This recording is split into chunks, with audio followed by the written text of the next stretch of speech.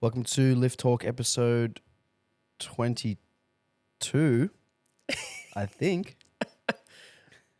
I just pulled it up and I've already forgotten. Welcome to, where are we? I'm here with Matty B. Potsy couldn't make it today to do the recap show. But I think he's still sleeping. he probably is. He had a big weekend, meet directing and competing, obviously, and He then had a massive weekend. packing the whole thing up. So we actually didn't even invite him, just assuming he would say no. Why would he say yes? Potsy couldn't make it today. He's in bed.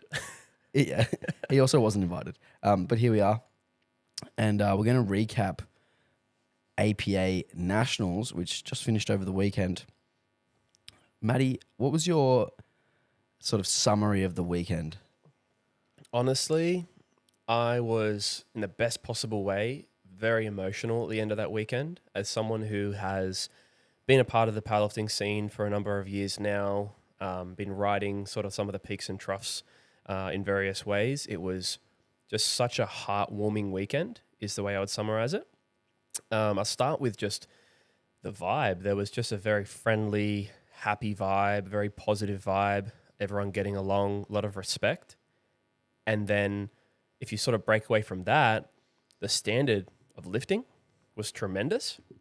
The crowd in the venue was electric. The venue was excellent. You know, we had aircon, we had a really good spacing between the warm-up area and the platform, big space for crowd. And so it really felt professional in terms of the setup. And then if you look at, you know, the live stream quality, having commentators, having two different video angles with replays, Having fantastic commentators. having some really cool commentators, the referees, the spotting and loading standard, you could list every little element of this comp, and it's up there with the best comp I've seen. Definitely the best comp I've been a part of in regard to like helping with organizing or running elements of it. But I think that it was definitely a very high standard, even compared to what I expected as someone who's seen it coming together. I expected it to be good, but it exceeded my expectations and very heartwarming. That's how I'd summarize it. Yeah, I think the word you mentioned that would have been the one word I would have described it as was professional. And you listed all of the elements that made it so, from the organization of it, the venue, the stream, the actual lifting itself. Like the whole thing actually felt like there were professional athletes, there was a crowd, people at home were watching like a professional show. Like it genuinely felt, for the first time that I've ever been to a powerlifting comp, it felt professional. Yeah. And that's kind of what I thought when I watched Sheffield, was like, wow, powerlifting is actually professional. And now able to experience it in person, by far the best competition I've ever been to. I've been to multiple IPF regional championships. I've never been to Worlds. I've been to like Pro Raw. I've been to GPA Worlds. I've been to multiple nationals, million local comps. That was the best one. Yeah. And I think that something I really enjoyed about it and noticed is that when you have a competition like that, which is set up so professionally and is run so well, the stress of the lifters comes down and you see the personalities come out. So we started to see these awesome like lifting, but these awesome performances from the lifters, which was really special to see because again, from that emotional side, in the IPF affiliate side of Australian powerlifting, we all know how tumultuous that's been. So just to see people kind of like come out a little bit and perform was, I think, a really, really cool highlight of the day too.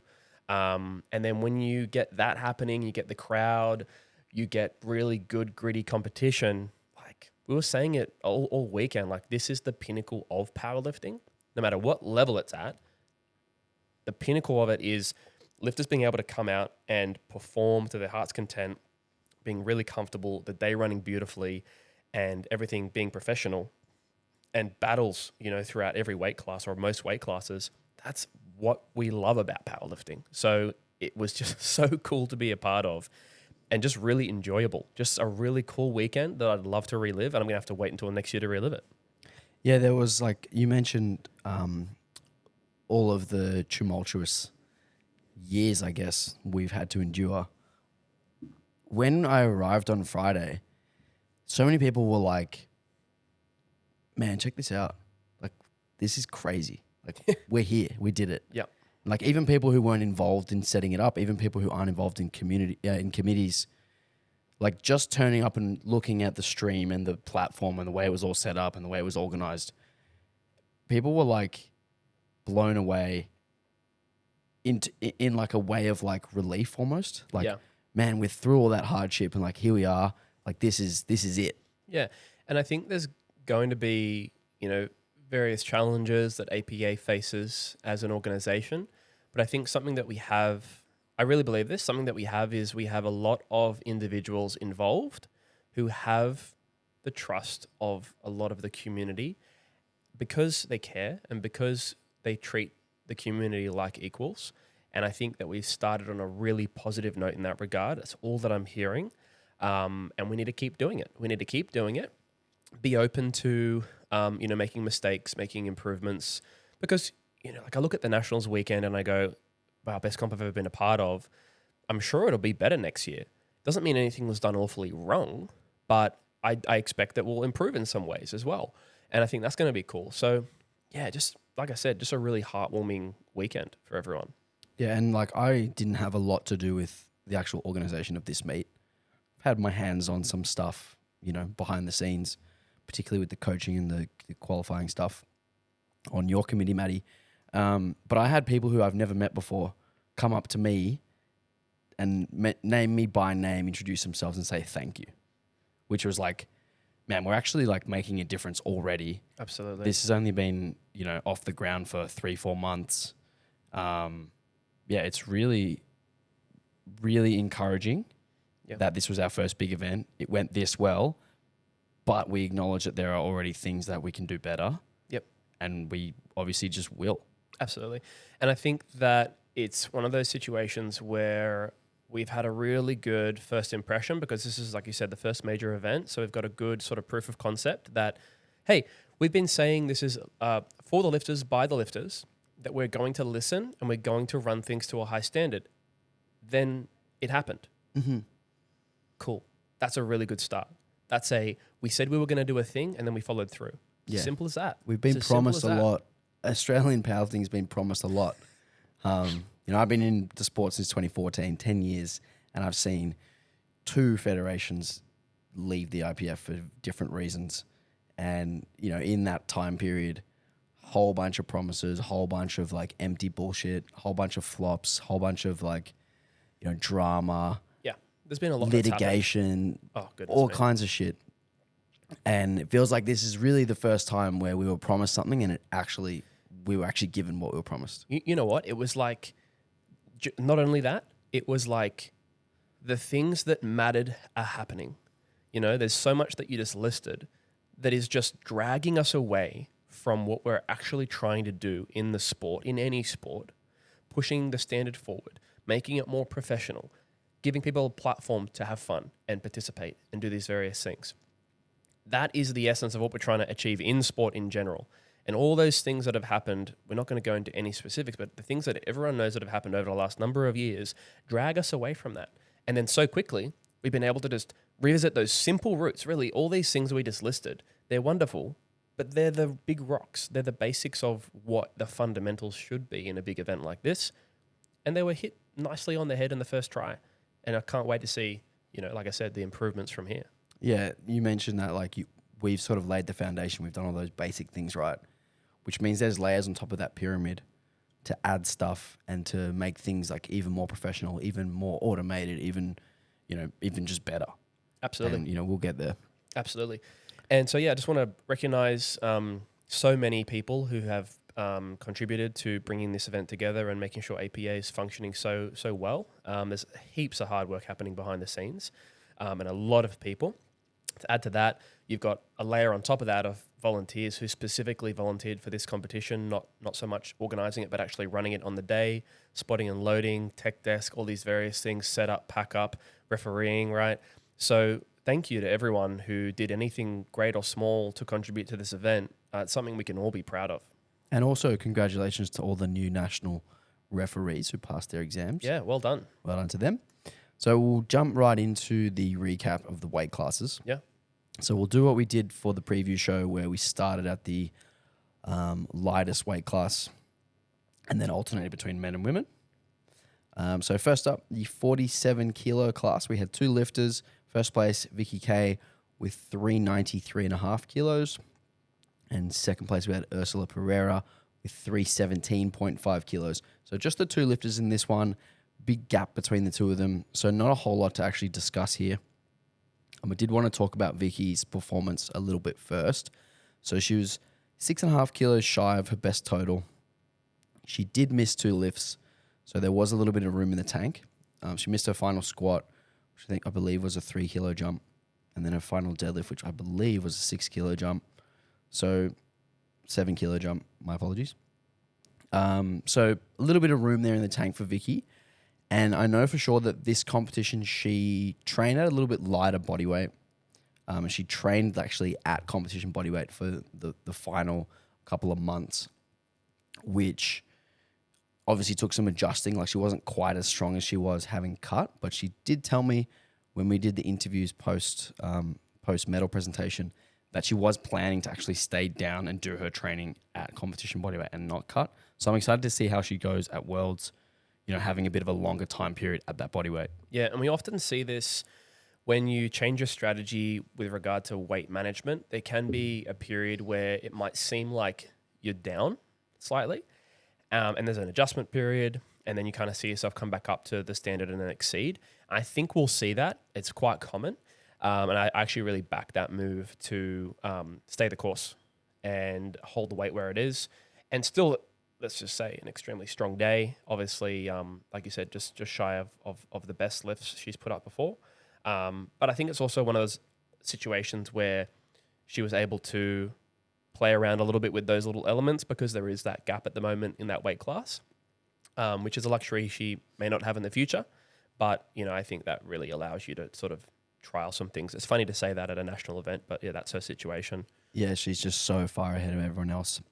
She did also bench press a PB, which was 91, which is the new Australian record.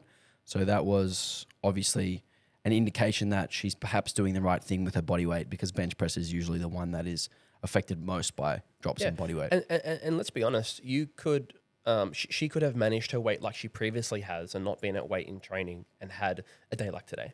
Of course.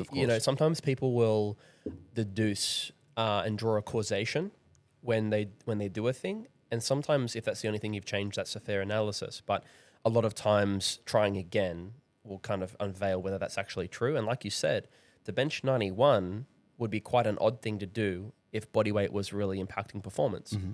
I just want to say she's getting awfully close to a double body weight bench press. Mm-hmm.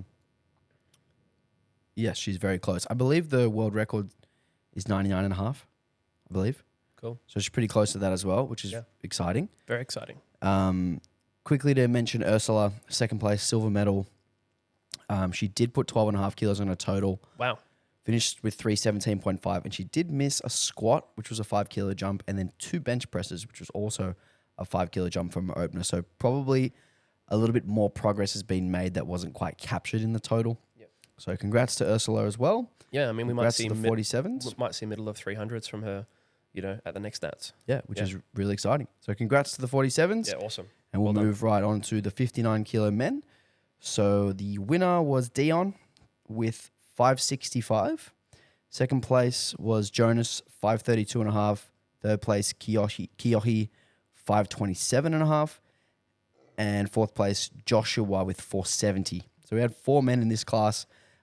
As we spoke about in the preview show, there was a bit of a gap between the 4 of them. The gap between Kiyohi and Jonas kind of narrowed a little bit, with Kiyohi making some nice progress and Jonas not having the best day. Jonas missing 2 deadlifts, which kind of pulled him back a little bit from, being remotely close to Dion. I did interview all the winners after they won, and I spoke with Dion after he won, and he was a little bit disappointed with his performance, given he missed all of his thirds. He's done 580 before, hasn't he? And he was a bit short of his best, which was 580.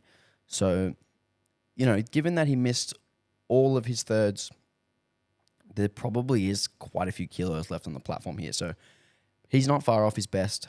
We did mention he was a little bit of a smoky for a Worlds podium spot on the previous show, but unfortunately he didn't make the QT to go to Worlds. So he won't be going to Worlds, but congrats to him on the gold. It was a little bit of a battle between Jonas and Kyohi for the silver. Kyohi missed his final deadlift, which was a 5 kilo jump, which would have put him in second place. And then Jonas missed his final deadlift anyway. So a little bit of a tussle there between bronze and silver, with Jonas kind of being in front the whole day and just staying in front, with Kyohi trying to just pip him at the end, but couldn't quite do it. Yep. And I think it's worth mentioning, I've noticed that in the lighter weight classes, there can be a little bit more volatility in comp day performances. And I think we touched on this in the preview too, that when we have technique that maybe moves more into the more extreme versions of technique, you can have that volatility. And we see that more commonly in the lighter weight classes, just by product of how lifters leverage their body and what techniques work for that top end high performance. We just tend to see those wider stance squats and or those sumo deadlifts and or those really high arch wide bench presses. And that changes a little bit as we get to those heavier weight classes. So I think that for Dion there, we can definitely watch him closely in the next year. And it'll be really cool to see him put up something closer to or 600 or something like that, and really, earn that world spot, go to Worlds and show us what he can do. I think another point there, Matty, where we see a little bit of volatility with competition performance, when you're lifting more weight, you take bigger jumps, right, by percentages. So if you're having a bad day, you still have a lot more choices that you can make to the next jump. But when you're, perhaps your window of jump is a 10 kilo and then a 5 kilo jump, and you're having a bad day and that turns into 5 and 2.5, it starts to get really difficult really quickly. So I guess you also have to take into consideration that when you take those bigger jumps, the stronger you are, you take those bigger jumps, you have more ability to make decisions on the fly because you have more choices. Yeah, I understand that for sure. All right, moving on. So congrats to the 59s. Yeah, nice. Moving on to the 52 kilo women. Now, this was a really exciting one. Have you looked at the scorecard for this? I know that you weren't there for the first session, so you missed out on this. Have you looked at this scorecard? Yeah, I can see it. Yeah. Wow. I actually got a bit of a insight when I did roll in as to how that all went down. And I know there was a lot of third pulls going for not only first place, but also the world's qualifying total, which, is a really cool thing to sort of shake up the outcome of the competition, because you've got to keep both those things in mind depending on what your priorities are. So, yeah, this is a very, very close scorecard. So we had only 3 kilos separating fourth and first, with fourth place Wendy Nguyen, 367.5. Third place Jordana Herber, 370. And then second and first, Ainsley and Zin both did 370.5, with Zin winning on her final deadlifts of 175.5 to win on bodyweight. Unfortunately, none of these girls hit the Worlds QT either. So none of these girls will be going to Worlds. But it was a really fun battle, particularly at the end, with some of those deadlifts aiming to hit the QT. So Ainsley tried to hit the QT. She missed. And then Jordana went to hit the QT. She missed. I'm not sure what Wendy's attempts were. And Wendy did the same thing as well. Yeah, I spoke with Jordana, and she was really happy that she was going for that and aiming for that. I think that, like I said, her priorities were clear. She was like, if I'm going to win, I'm going to go to Worlds, right? Yeah. And then everyone's got a different sort of set of priorities, or even like awareness around like the fact that exists. So yeah, I think that heavily impacted decisions, as it should. But that at the end of the day, the winner took a total that would have them win, but not go to Worlds. Yeah, so Zin ended up pulling for the win on her final one, 175.5. And it's worth noting that she was actually only 2 for 6 going to deadlifts. So I think her decision-making would have been a little bit different had she made more lifts prior to deadlifts. Yep. She was probably going to be too far ahead to be caught by the other girls. So she kind of realized, I'm not having the best day. I'm just going to pull and get a gold medal here. Yep. I've probably, not got a chance to get to Worlds given I'm not having a great day. I'm just going to get myself the gold. And she was able to do that on the final deadlift. It's interesting because we may have seen everyone hit a higher total had Zin been much further ahead, because the others wouldn't have been trying to necessarily pull for the win and that total. They would have been pulling for the second or the third or something like that, and probably taken more realistic attempts or slightly more realistic attempts. Whereas when you're in for a real shot at first and the world spot, and maybe you're stretching 2 or 5 kilos, you load it, of course. Yeah. Whether that would have stretched in enough, who knows? And it's very easy to look at a score sheet and go, oh, this person missed all these lifts, when you weren't there actually witnessing what was going on. Yeah. Because, sometimes you take a risk that people aren't aware of. So the other one to mention there, Valentina took the bench record, benched 88, which was 8 kilos more than anyone else in the class. So big bench there from Val. She added another 8 kilos to her total, so she's just steadily improving every comp, and she was able to snag 5th place. Do we need? And that was a 9 for 9 day, I believe. It was, yeah. Yep. Second 9 for 9 in a row for Val. Yep. Actually, maybe third 9 for 9 in a row for Val. Let me check that quickly. No, actually, her latest comp, she did miss one bench, 8 for 9. But her others look like 9 for 9, so she has a complete 9 for 9 and 8 for 9 track record. Yeah, Val did great again, 358 for a total PB. It's probably enough chat on the 52s. Yeah, I think it's one of those things where in the pre-game we wanted to talk about the multi-level battles, but I think in the post it's fine for us to kind of address like our 1, 2, 3, and then any like close runners to that. So I think that definitely ticks that box for 52s. Yep. Well done to all the 52s though. Well done to the 52s. Moving on, 66 kilo men. 66 kilo men. This was a really interesting battle because there were 2 guys, Andrew and Yuki, battling it out for first. And then there were sort of 2 guys in the end battling it out for third. So we almost had 2 battles within the battle here. So Andrew was able to win on his final deadlift with 639 kilos over Yuki, 638.5. And then in third was Tony with 575 and TN with 562.5. So he actually did attempt to pull for bronze and was unsuccessful on that lift. So top 4 there, Andrew, Yuki, Tony, TN. Let's talk about Andrew's day first. He was the winner. He went 8 for 9, only missing a 2.5 jump on his final bench. So essentially got every kilo he could have on the day. And he selected the right weight at the end there to win by the smallest margin. Executed really well. 234 squat for the national record and a 260 deadlift, which is a little bit shy of what the national standard was. So he didn't pick up that deadlift record, but he did finish with a total record as well, 639. Yeah, a really beautifully played day. And the last time Andrew and Yuki battled, he totaled 612.5 at nationals. So he's made quite an improvement and been able to, get the gold and get the victory in that rematch, which I think is something that was really special to him. And I might just say his last deadlift looked pretty comfortable. I've seen him pull some pretty tough deadlifts. He definitely has a big grind in him. I think we had a brief conversation about what we thought he might have had in the tank there.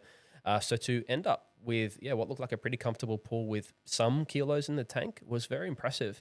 And I think that it's so cool to see the standard rising in terms of the total required in the 66 class, and to see Andrew go from that sort of 612, go to 620, 631 at his state performance, and then go 639 in a near perfect day, and only dropping 2.5. Some could comment that he maximized the day, is really, really impressive.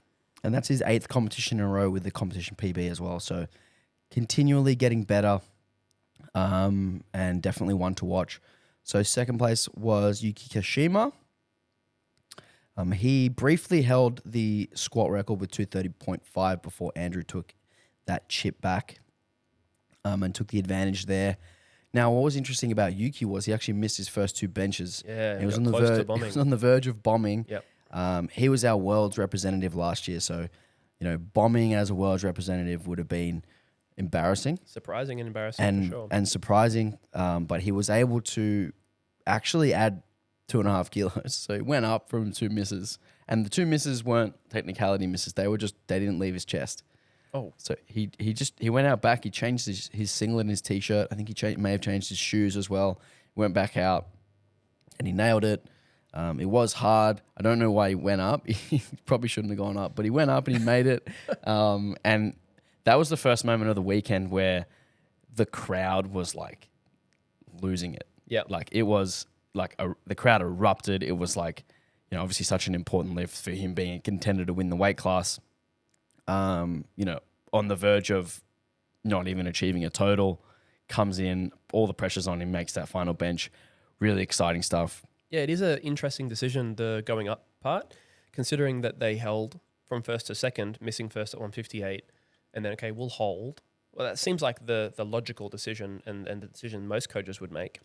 I don't know what the reason was for going up to 2.5. Perhaps it was, well, all these changes are going to be significant enough that I know I'm going to get this, and I've benched more than this before, and there was just absolute faith in it. But that decision is being made within a minute, coming off the 158 second miss. So, I mean, wild decision. It paid off in the respects of he got it. Unfortunately, wasn't enough to, you know, make a difference in the end. But yeah, super clutch moment. So he went on to make all 3 deadlifts as well, finishing with 247.5, which is 2.5 off his best deadlift in competition. So close to his best there. May have needed it a little bit extra. May have needed 2.5 or 5 more to push Andrew to a miss. Yeah, but and pulled to be in the winning position and required Andrew to hit his third. Yeah, so something that you and I have spoken about a lot is forcing the next guy to beat you, putting the ball in his court. You know, he obviously said, okay, Andrew, you're going to need 260 to beat me. Andrew was able to do so. You know, had he extended himself too far, he's just handing Andrew the win without Andrew having to do anything. So that's an important distinction to make. Could Yuki have deadlifted more? Maybe, we don't know. But he did what he thought he needed to push Andrew too far, and it wasn't quite enough. So Andrew was able to pull 260 for the win. Moving on to the bronze medalist, Tony Vuong. I mentioned Tony in the preview show. Yep. I can't speak. Mentioned Tony in the preview show as someone to look out for because he was just coming off of a lot of time off. Previously a 59 lifter going up into the 66. Obviously, we were going to see, you know, him best his old 59 performances quite soon, being, you know, over 10% heavier. Yeah, and I mean, you were calling this out as watch because he will likely, you know, put a significant amount of kilos on those recent totals. And goodness me, did he do that? He's gone from that 512.5 at the Fortress competition to now 575, which was an incredible improvement. Yeah, so he did do Australian Nationals USAPL 550. Oh, I don't see that here, but yeah, okay. And then I think you're on Open IPF. Sorry, I'm on Open Powerlifting. Yeah, cool. Wouldn't have the USAPL one. So he had the 512.5. And then 550? And then 550, and then 575. Still, like... So huge progress from Tony. You know, 25 kilos as a 66 lifter is an enormous improvement. So well done to Tony, squatting 207.5, benching 130, and deadlifting 237.5, which forced TN to take a deadlift, which he wasn't quite capable of on the day. I think TN has pulled 270 in training before. The ask was 268. It was a little bit too much.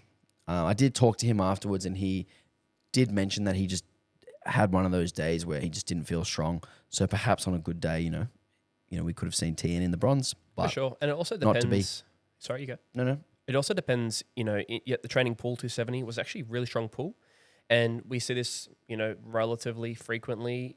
I don't know what that training session looked like relative to a competition.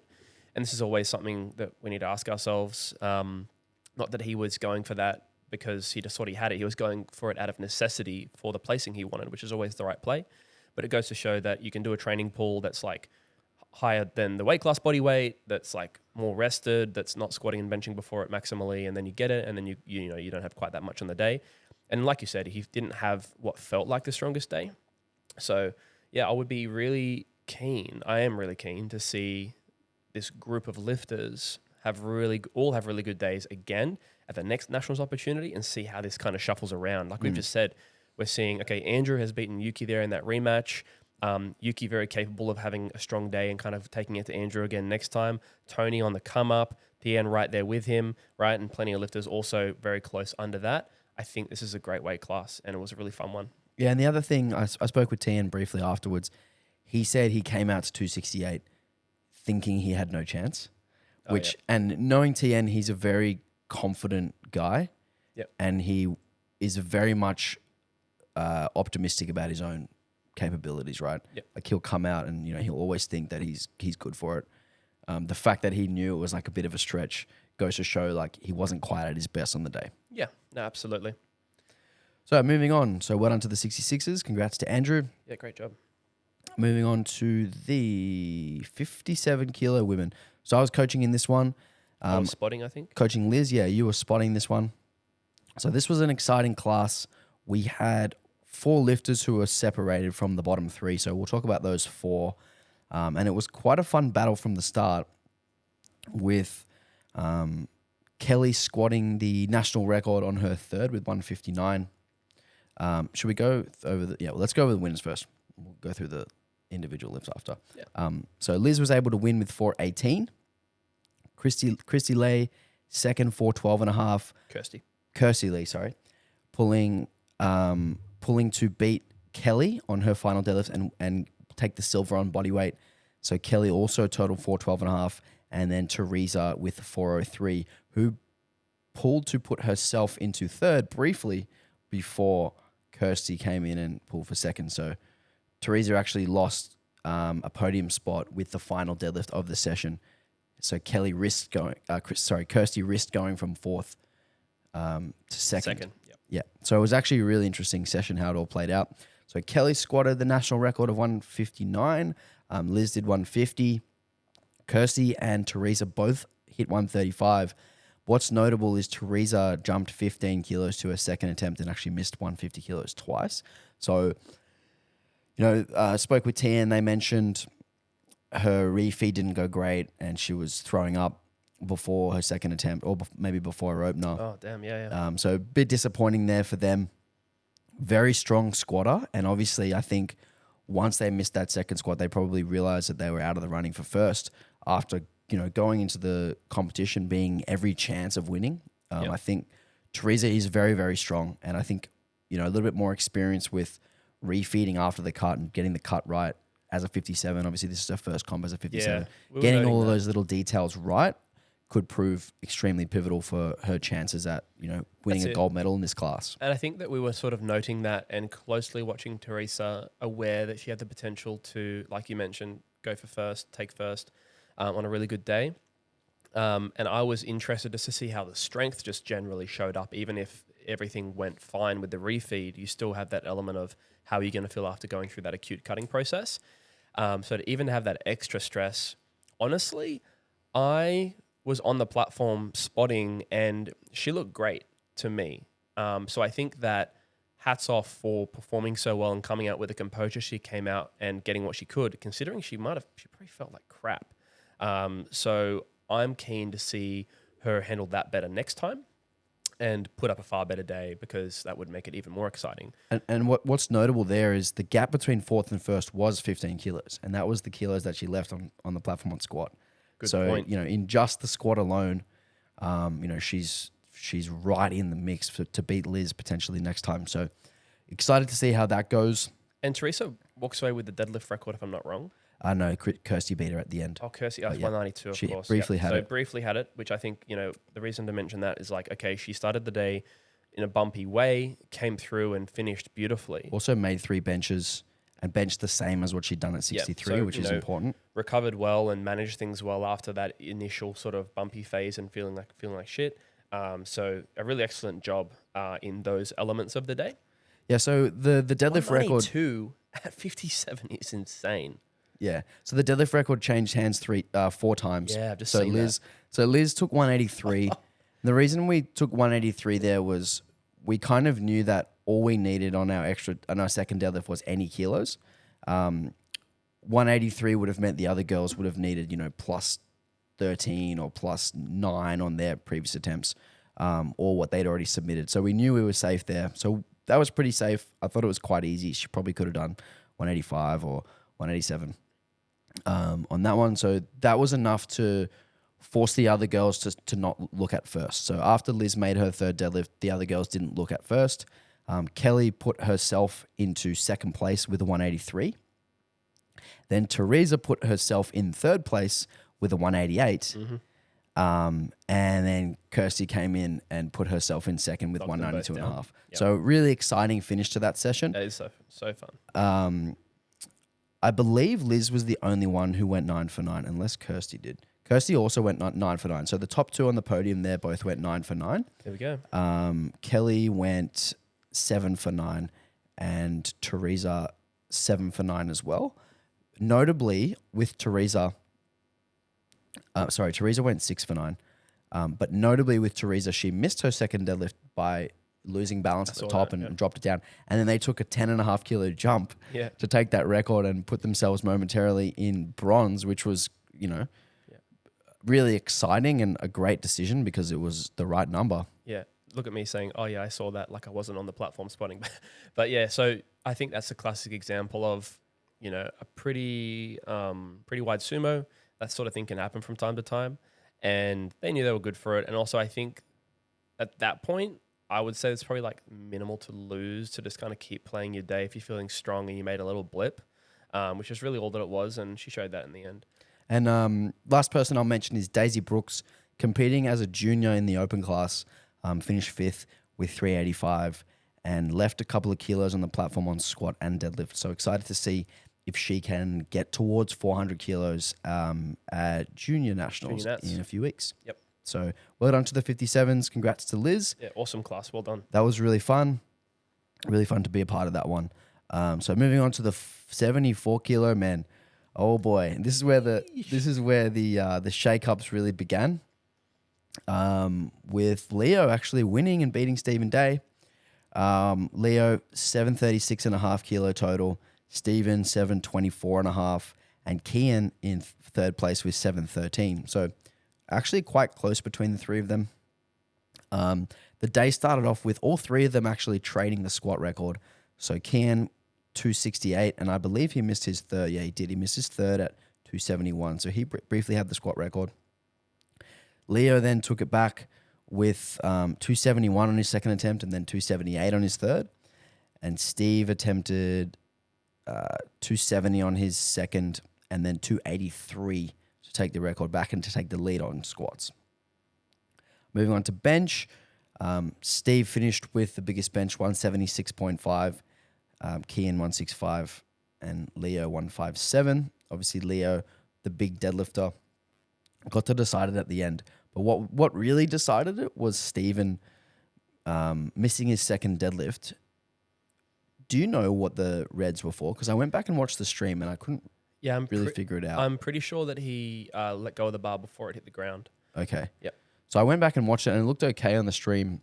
And then the commentators didn't really say what the reds were for. They were like, reds. I didn't actually notice it, but one of the other lads who was standing more on the side spotting said it was really obvious. He let go of the bar just before the ground. So the refs would have had a really good clear look at that. And it was 3 reds, I'm pretty sure. Yeah. To kind of carry on from that, coming out for the third, I mean, what really decided that was the fact that Steve actually tore his bicep during that deadlift, which was really shocking to see. Horrifying. Yeah, I was actually sort of spotting him and didn't really realize initially that it was as bad as it was. I thought maybe he'd like torn his hand open because he sort of grinded it out. From where I was standing, it looked like he might have gotten to a final sticking point. I mean, he might have been feeling that bicep going for a bit of that pull. He kept pulling up. Kept going. So I was sort of watching from behind the room. I saw it shoot up his arm, which is like not what you want to see. And then he kept going for like at least another 2 seconds, which just goes to show like the character of Steve. Like he is probably, honestly, to his detriment, pushes himself way too fucking hard. And, I obviously had him on the podcast and he basically said that his biggest strength is his biggest weakness in that he pushes himself like to the point of injury. And, he did it again. He actually said to me, he's getting used to being hurt at this point. Oh, no. But yeah, so Steve jumped from 285 to 290 on his final deadlift. Unable to lock in either of the second 2 deadlifts and Leo was able to come in and make his final 2 lifts Worth noting and that win the competition. that second deadlift was 285. You said, so that was 20 kilo increase from the opener, which would have demanded 321 from Leo, if I'm not wrong. If Leo took exactly what he needed to beat Steve there. Leo did. Oh no, he Leo Leo won actually by cleared 12. him by 12. Yeah, so that actually wouldn't have been quite as much, but he would have needed maybe 10 more. He would have needed roughly. 309. So it would have asked a little bit more of Leo. Leo's last pull was pretty solid. He's a pretty clean lifter. He's a very clean lifter. He's very clinical. But it's one of those things, again, where with a sumo like that, all of a sudden it can just be like on the floor. What's also notable here is Kian attempted to pull for second on his final deadlift as well, and was unable to make it, which would have put him ahead of Steve. Kian actually missed all 3 of his thirds, so potentially leaving some kilos on the platform and potentially adding more fuel to the fire for Leo and Steve to continue progressing. Definitely. Which is really cool because this 74 weight class has kind of been like handed back and forth between Leo and Steve, and they've never really... This was actually their first time going head-to-head. Leo getting the win for unfortunate circumstances to Steve. But who knows how it would have played out had Steve been given his second. Leo still would have had the chance to beat him. So we don't really know how it would have played out. It's very easy to say, oh, Steve gets his second deadlift and he wins. No worries. But I don't know if that's necessarily the case. Yeah, no, absolutely. I think it would have just put a little bit more pressure on things. Unfortunate that like a silly error at that level in terms of leaving, the bar leaving the hands before hitting the ground. I'm sure you would have been kind of punching the air a bit about that. I think that it can't be understated, right? We have Leo and Steve, who to my knowledge have both done 10 times body weight in the weight class now. Yes. And now we have Kian, who's not far away from achieving that, depending where he were to weigh in at his next few comps, which is a tremendous potential achievement. And like you said, adding a third person to this battle in the coming years is going to be exactly what the weight class needs to continue to push that level, that national standard, and then having candidates going to worlds who are going to actually make their mark in a significant way. So I'm very excited to see that, and hats off to Kian for a strong day. But like you said, missing his thirds, meaning that he could do better in terms of maybe be at the execution or selections. That could put him in better stead for next time, plus hopefully getting a bit stronger. So I'm very excited to see him continue to progress. Yep. And I actually did the weigh-ins for this class because they needed a male referee to do them, and the 3 referees on the platform were female. And Kian is jacked and perfectly built for the 74. He's jacked. He's dude. super jacked. These 3 guys are jacked, but like he's noticeably like, especially his legs. Yeah. I remember spotting him and I was like, man, this guy is yoked. Yeah. Like he has the frame for it, for 10 times body weight for sure, and obviously the potential for it. Also worth noting in this class, we had 9 lifters above 93 good lift points, which is like some seriously solid depth, which is awesome. So well done to all the 74 boys, and congrats to Leo. Chris, if you're listening to this while you're editing, you're going to need to pause now because I need to go to the bathroom. All right, moving on to the 63 kilo women. Now, winner of this was Shay Zaru with 488 kilos, miles ahead of everyone else. Second place, Alexandra Bonner, 437.5. And third place, Kathleen Beggs, 432.5. Then a bit of a drop off from fourth and down. Shay mentioned as soon as she got off the platform that she was so happy that this was all over and she really needs a break. She's been through a lot of stressful stuff in her life, and this prep was kind of like, once I get to the end of this prep, I'll be able to kind of calm down and, relax a little bit in life. So given all of the stuff that has been going on, she did amazingly well. She had an outstanding day. 5.5 kilo total PB. She hit a deadlift PB and a squat PB on the platform. So well done to Shay. Great day from her. Unfortunately, just missing her final bench. So 8 for 9 day. Really great day from Shay. Yeah, and despite all those things you mentioned about like life stresses and whatnot, she looked locked in.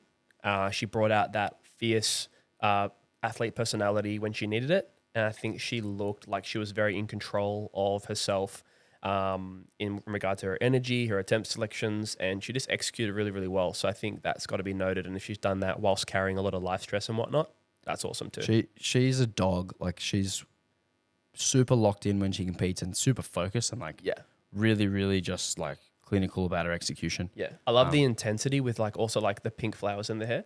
Yeah, Such a yeah. contrast. Yeah, yeah. I love it. The like real stern face, Yeah. whilst looking nice, like presenting herself really Yeah, nice. yeah. It's so cool. So yeah, well done to Shay.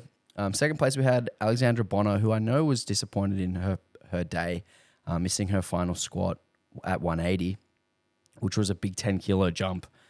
She missed her second bench and her second deadlift, and in both occasions was able to come back and make them on the third. So, probably not her best day, 5 kilos down from her best total, but given she missed her seconds, which, we would usually expect seconds to be reasonably comfortable lifts, and missing her third squat, there's definitely progress that's been made, and she just has to come and actually execute and capitalize it on collect those kilos next time.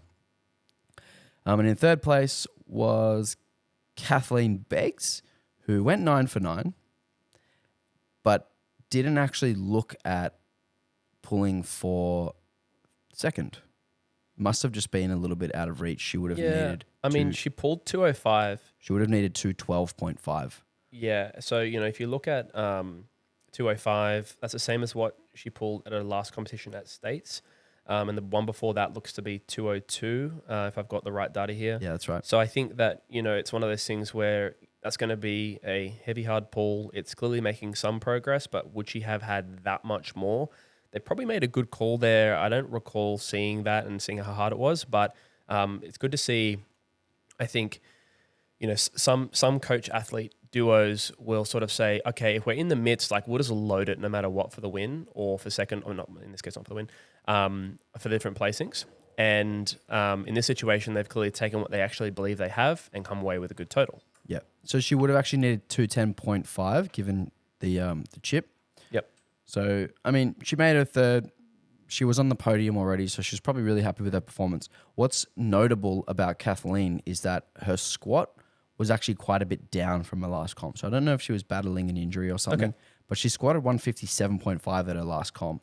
Goodness me, that would have made all the difference, yeah. But she only benched 70 at her last comp. So it's almost like she's kind of traded swapped them, those 17.5 kilos. Yeah. Okay.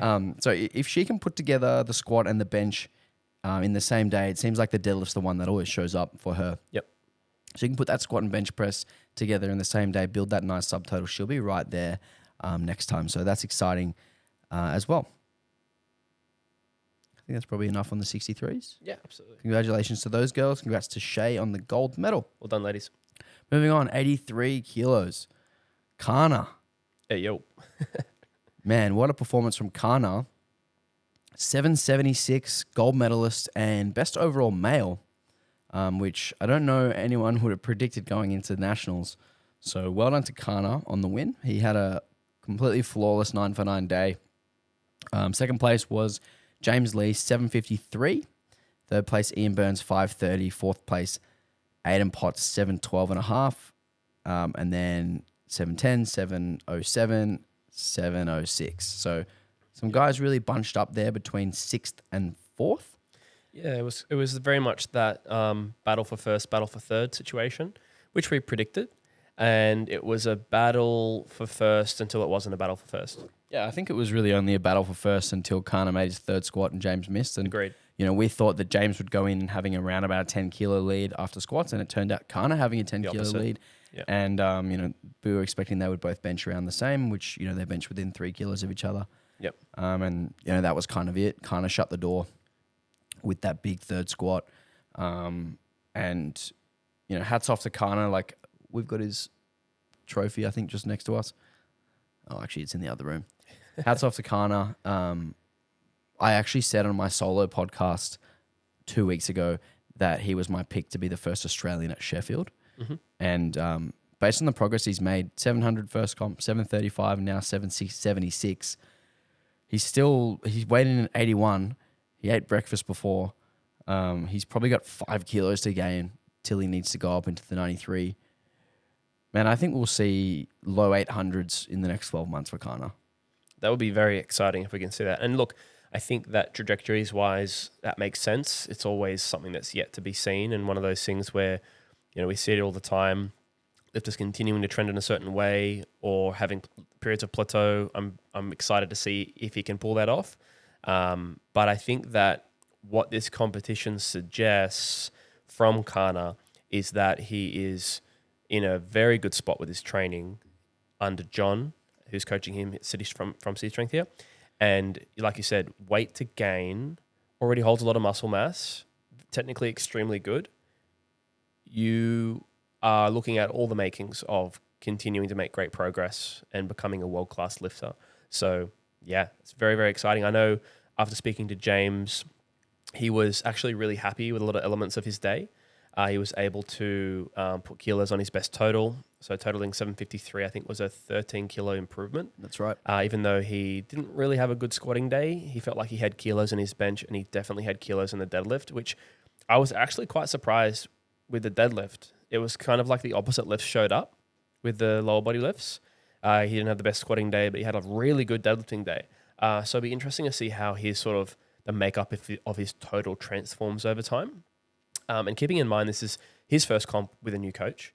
And, most of the time you learn things and make better progress after that. So it'd be cool to see both those lifters continue to progress from here and see what they can both do. Because I think they're both well built for the class.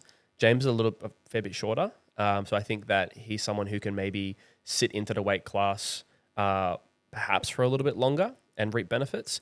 Kana, like you said, he's 81. So he could be 84, 85 very happily, very, very happily. I know he's got his nutrition in check with a coach. So I hope to see him play that really intelligently over the years. He has this thing about always having abs because he's a trainer at Virgin Active. Yeah. So he always wants to have abs while he's at work. I don't know. Wouldn't he be wearing a shirt at work? Kana, if you're listening to this. Hope so. Yeah. Put on a bit of beef, brother. Maybe that's why he kills it so much, because he's just PT shirtless. I'd hire him. I think that it's not actually unrealistic as an 83. I think it becomes a bit more unrealistic as you go to 93, 105. But having abs as an 83, I think it can be done. Actually, I would say all the best 83s have abs. Yeah. But I mean, he's like got this obsession with staying lean for like his image at work. Totally. So hopefully he can sort of let go of that a smidge. Strike a middle ground. And find, the performance benefits of being a little bit heavier. Absolutely. I mean, I think that when you look at his lifts as well from nationals, his 290.5 had room. His 305 had room. His 180.5, do you recall? Very hard. Very tough. Well, like he may have had a 182.5. But So, I mean, like let's say that we are seeing a 300, 182.5, 320 relatively around the corner. That's exciting. That's 80. That's 802.5. Yeah. That's big. So, yeah, very bright future for Kana. Very excited to see him do well. I've seen him in here doing his training throughout his prep, and he trains the house down. He just gets on with it. Like there's no fussing around. There's no, not like most powerlifters who take 4 hours to do a 2-hour session. He does his 2-hour session in 90 minutes. He should actually probably slow down a little bit. But yeah, congrats to Kana. Yeah, awesome work there, guys. So we'll talk about the battle for third. Yeah, battle for third. So yeah, this one was really interesting and a lot of fun to witness and be a part of. I was coaching Aiden Potts on the day. We ended up with Ian Burns in third place with 730, Aiden Potts in fourth with 712.5, and Tyler Edmondson in fifth with 710. Both Tyler and Aiden trying to pull for that third position and missing. So if we look first at Ian, I'm just going to pull up his result. We had a 270 squat, missing 277.5 on the third. We had 3 from 3 on the bench with a 162.5 and pulled a really nice 297.5, which ended up being ultimately like the perfect edge on his competitors to maintain his position. So I think a well-played, strong day there from Ian. It's also worth noting Jonathan Caruso, who finished 7th, actually missed 2 deadlifts and opted for 290 on his final deadlift, which would have given him 731, which was more than what Ian did. So it would have been interesting to see how it all played out had Jonathan made that. Jonathan had a very up and down, mostly down day. Yep. And not because he wasn't strong, but because he wasn't quite executing to the standard that we expect under the IPF rules. He had a couple of squats not given for depth. One of them was for not quite being locked out at the top. His deadlifts, he locked out all of them, but they were just a bit off, and like he's very close to being right there, and like actually probably more towards where James is around 740, 750 than he is from finishing 7th. He just has to clean up those things a little bit. So he's definitely one to watch in the future. But yeah, you're right. There was Tyler and Hayden who both tried to topple what Ian did on their final pulls, and they were unfortunately unable to lock them out. Yeah, Tyler's pull from memory wasn't close. We got to about the middle. So, he was able to get it moving, but it looked like it was about 2 to 5 heavier than what he could do. Potsy's was pretty agonizingly close. He got a lockout position that was just soft, and wasn't really able to hold it. He sort of was losing himself to putting the bar back down. I actually couldn't hear because the crowd was going so nuts whether he actually got a down call. No, he didn't. So he was just shy of that. But yeah, look, I think that both of those competitors put out really great days and put themselves in a position to pull for third, which was probably on their minds from the outset. And I think that it's one of those classic situations which all can be kind of really happy with, where at the end of the day, Ian put up a really good total and executed and edged those guys out. And it was a 10 kilo total PR for Ian as well. So not only did he do what was necessary to secure that bronze medal, he actually was able to improve on his last total, and he missed a squat as well. So yeah, he done 732.5 in training, and I think we were sort of expecting these guys to be fighting at a slightly higher level in terms of the total. So there were certain misses and lower performances across the day between these few that maybe were slightly surprising. But that's kind of what we expect at nationals a lot of the time. It's like, okay, here's your projection. And then so often we see those projections just dip a little bit in reality. Again, standards of the day, missing one lift changes that. Yeah. But this was a really exciting class, as we expected, very deep class, and one that I could see shifting and shuffling quite a lot over the next sort of 10 to 11 months ahead of the next nationals. So we mentioned there were 9 lifters in the 74 above 93 good lift. There was actually 11 in the 83 above that mark. So very deep class, and looking forward to the future of that one. Excellent. So well done to the 83s. Congrats to Kana. Congrats to Kana. Moving on to the 69 class, we had another upset here.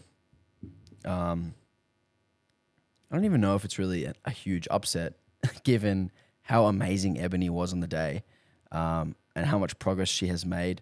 Obviously still quite young, just graduating out of juniors this year. Made a huge amount of progress. She won with 460. In second and in third place, Kate Attia and Vivienne on 457.5. So only 2.5 kilos separating the podium there. And then Hannah Altman, who had a very difficult prep where she was barely able to train for the last 7 weeks, finished in 4th. She would have been certainly a threat for that podium had she had any productive training going into the meet. So she finished with 428 and securing the bench press record, but didn't quite have what she is capable of on the day. I think just to comment quickly on Ebony with regard to it being an upset. Firstly, she missed a second squat and retook. So looks to have left kilos there relative to the plan. Otherwise got all her lifts and still won. So clearly coming in strong and very capable. But I think that you can still call it an objective upset because of the total she was coming in with. You can only have a look at that. So I think that the tremendous amount of progress that was being made, obviously those behind closed doors who witnessed all of her training would probably have expected the outcome. But coming in a little more blind to those things, I think this was really fun, awesome performance where this was an upset. And there's something really fun about that as a young lifter coming into a weight class and winning when you weren't expected to win because your training is going so damn well. So absolutely massive congrats there to Ebony. And she had quite a big lead on openers when the openers were put in. And I looked at the board and I was like, oh shit, I think we could be in trouble here. Obviously I coach Kate. So Ebony, 8 for 9 day, missing her second squat, coming back and getting it. Kate went 7 for 9, missed her third squat and her third bench press, which made the pull for the win a little bit out of reach. We would have needed 218 as opposed to 215. I did ask her before. I wanted to put in 218. I didn't tell her that. I asked her, do you want second or first? These are the two cards. Pick one. She picked 215. It was 100% the right call because she did not have 500 grams left, let alone 3 kilos. Yeah. So Kate was able to pull another 10 kilo deadlift PB when, you know, squat and bench kilos have been so hard to come by, and deadlift just seems to go up 10 kilos every comp. Now, what's interesting about this class is that Kate was actually in. So Vivian put herself into first with her third deadlift. Then Ebony put herself back into first with her third deadlift, and then Kate put herself into second. So Vivian went from first to third within 2 lifts. So again, all of these competitions coming down to the end, and the placings are being decided by final deadlifts, and it is, you know, really what the pinnacle of the sport is, and it's really exciting to see, you know, so many comps come down to those final lifts. Has to be said as well, a really good decision with Ebony. I assume Shay was coaching her. Mm-hmm. To go for 195 to take first, aware of what they believed Kate would have for hers, and making a really good call on what was needed, that you guys actually opted not to even try. So again, some really good decisions. And like you say, coming down to the wire and final deadlifts of all these placings changing at the last moments, which is exactly what we like to see. Yeah, and it's also worth noting. So Vivian took the squat record with 180, missed her final one at 188. I saw when they put the 188 card in there that I wasn't confident she would get it. So I do think it was on a little bit too much for her. Hannah took the bench record with 105.5. Kate took and extended the deadlift record with 215. Ebony actually didn't have any records, but she was able to win on the day by building the total and by having, you know, that well-rounded lifting profile. So really important to note that, like, sometimes there are lifters who are outliers in any of the given 3 disciplines. Sometimes there's a lifter who's just really, really even across the board. And, you know, it's interesting to see how some of that plays out. Absolutely.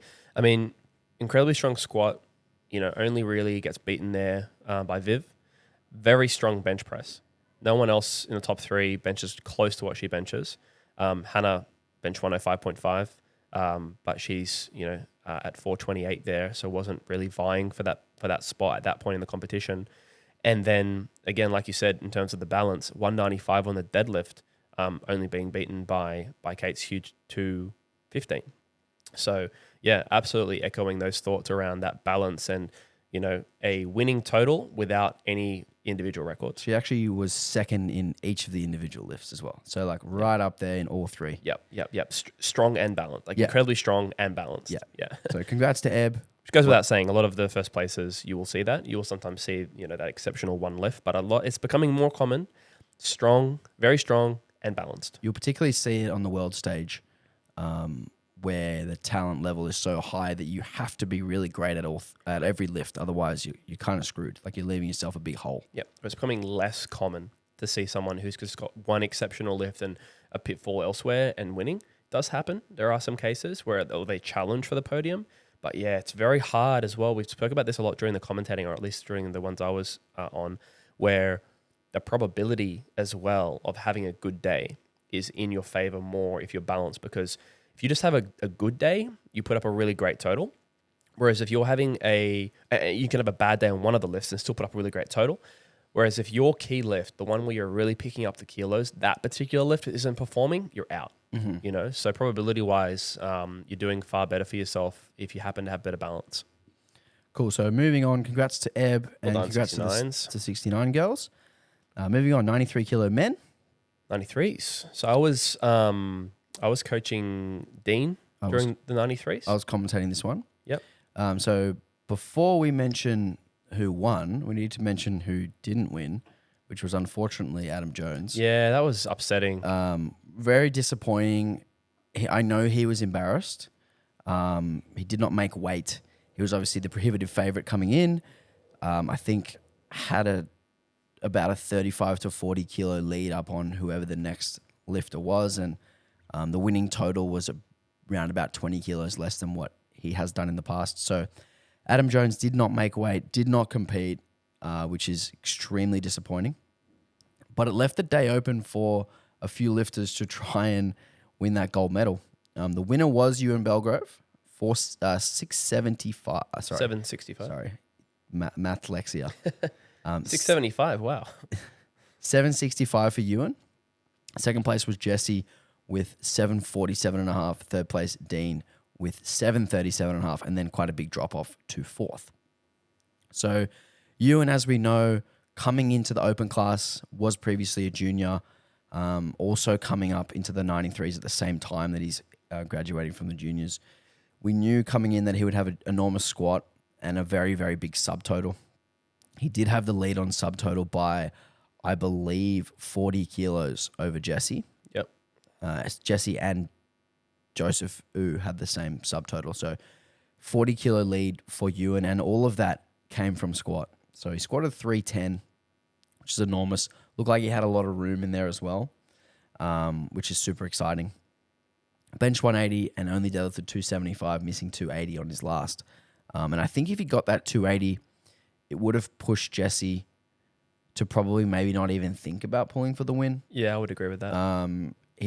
Jesse attempted 315, which is what he needed to win, to beat Ewan, or to go into the lead actually, because Dean hadn't pulled yet. But Jesse attempted 315 to go into the lead over Ewan. Got to just below the knee. I think it was probably like 5 to 7.5 kilos too much. And I do think that if Ewan was able to extend that out another 5 kilos, it would have asked for 320 from Jesse, and I'm not sure that they would have loaded that. What do you think there? Yeah, I tend to agree. I think that sounds like the 315 was higher than what they were originally planning for, which, you do go for those lifts if you feel like there's not a lot to lose. And there's something else to note about this sort of three lifters here is that after Jesse missed that 315, Dean actually tried to strike for the second. He attempted 330.5, so he had a record chip up his sleeve, and he locked it out. And then he was given 2 reds for his lockout position. He was having a number of red lights throughout the day for comp standards, similar to the conversation before about Caruso, someone who's very strong. And we actually made a few comments coming in that we felt like he was someone to watch out for from a strength perspective. I came across him a little bit late to help with the comp plan for squats. I feel like if that squat opener was a little bit lighter than the 265 and he'd made sort of 280 for his third, that extra 5 kilos probably would have made quite a significant difference for the battle between him and Jesse. As it stands, he got given reds for that final and was left with third, but it got extremely close. So after Jesse missing, I didn't really have a conversation with the guys about whether they were thinking at all about Dean potentially taking second, whether they didn't really care and they were just happy to go for the win. But that was a really close, that could have really shaken up the whole thing. Where we had someone going for first and almost lost their second to third. And, so definitely a fun class, even though we didn't get to see Adam compete, which would have added a whole nother element to it. Like you said, I think we would have likely seen Adam come out head and shoulders on top if he'd had a solid day. And then it would have been that battle for second.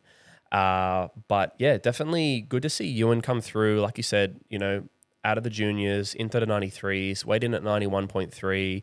Jesse weighed at 90.9. So top 2 there in the 93s, pretty light in the weight class, plenty of room to move. And to see him squat 310 with room, I'm just interested to see where he will go from here. Will he stay as a 93? Because I did sort of field some conversations with sort of Gaz and Ewan about doing 93. It was like, it seemed more incidental, like, oh yeah, let's just do 93 versus how we sort of projected it a little bit, which was like, oh, it's so good to see him going 93 now. This is where he belongs. From our point of view, will he stay 93 or does he actually want to be an 83? I'm interested to see. Well, I think from a competitive standpoint, his best chance to win another nationals after this year is a 93. I agree. I can't see him going down and beating Kana. No. Can't see him going down and beating James. I did interview all the winners, so I did actually ask him. He said he's going to stay up in 93 for a couple of years, and then he wants to go back down when he wants to go to international again. In my head, I'm thinking, well, you actually have to win to go to international, and I think your best chance to win and to go to internationals is as a 93. So perhaps he realizes that over the next couple of years. He is obviously still young. There's probably a bit of maturity to gain there and clarity in making that decision. So yeah, I think that he's come from a junior sort of tenure, so to speak, where he has commanded the weight class, being able to say, oh, I want to go to Worlds this year. I'm going to go for for the most part. Yeah, get to pick your own class. I'll do 120s this year. But that's not the reality anymore. He won 93s. You know, I won't say because Adam didn't make weight. There may well have been more to go on there and different decisions. He might have taken more in his squat and things like that. There's a whole variety of things that may have happened. But the first place was a little easier, I will say, to get this year in the 93s. Another thing that I'll mention is that there are a number of 93 lifters in Australia who weren't at this competition. So in terms of future prospects for nationals, both the 93s and the 83s will be a very hard class for Ewan to win and go to Worlds in. He's capable, not sort of taking anything away from him there. But I think the game has really changed for Ewan in regard to that prospect from being a junior 83 to now being an open 83 or 93. There's just way more people who are as strong or stronger than him right now. Yeah, that's exactly right. In saying that, 765 plus 10 plus for 10. him. So really good. With 2 misses. Yep, really good day with plenty more kilos to come and a bit more weight to gain. So very exciting there. And this was just a fun weight class. So Jesse, this was his first comp in a long while without a total PB. Yeah. Obviously, he took that big deadlift jump, which sacrificed that total PB, which I'm sure he'd be completely fine with giving up. But there's been progress made from Jesse, only 5 kilos behind his best total with 2 misses, including a 5 jump and a 17.5 jump. So definitely some kilos to come for Jesse. We're probably going to see somewhere around 770 next time from Jesse. Dean, obviously, his best total, 750. He had 3 misses on the day. So we're probably going to see somewhere in the 760, 770 range for Dean as well. Jones coming back. Callan Gibbons coming back. Maybe Josh Takua coming over.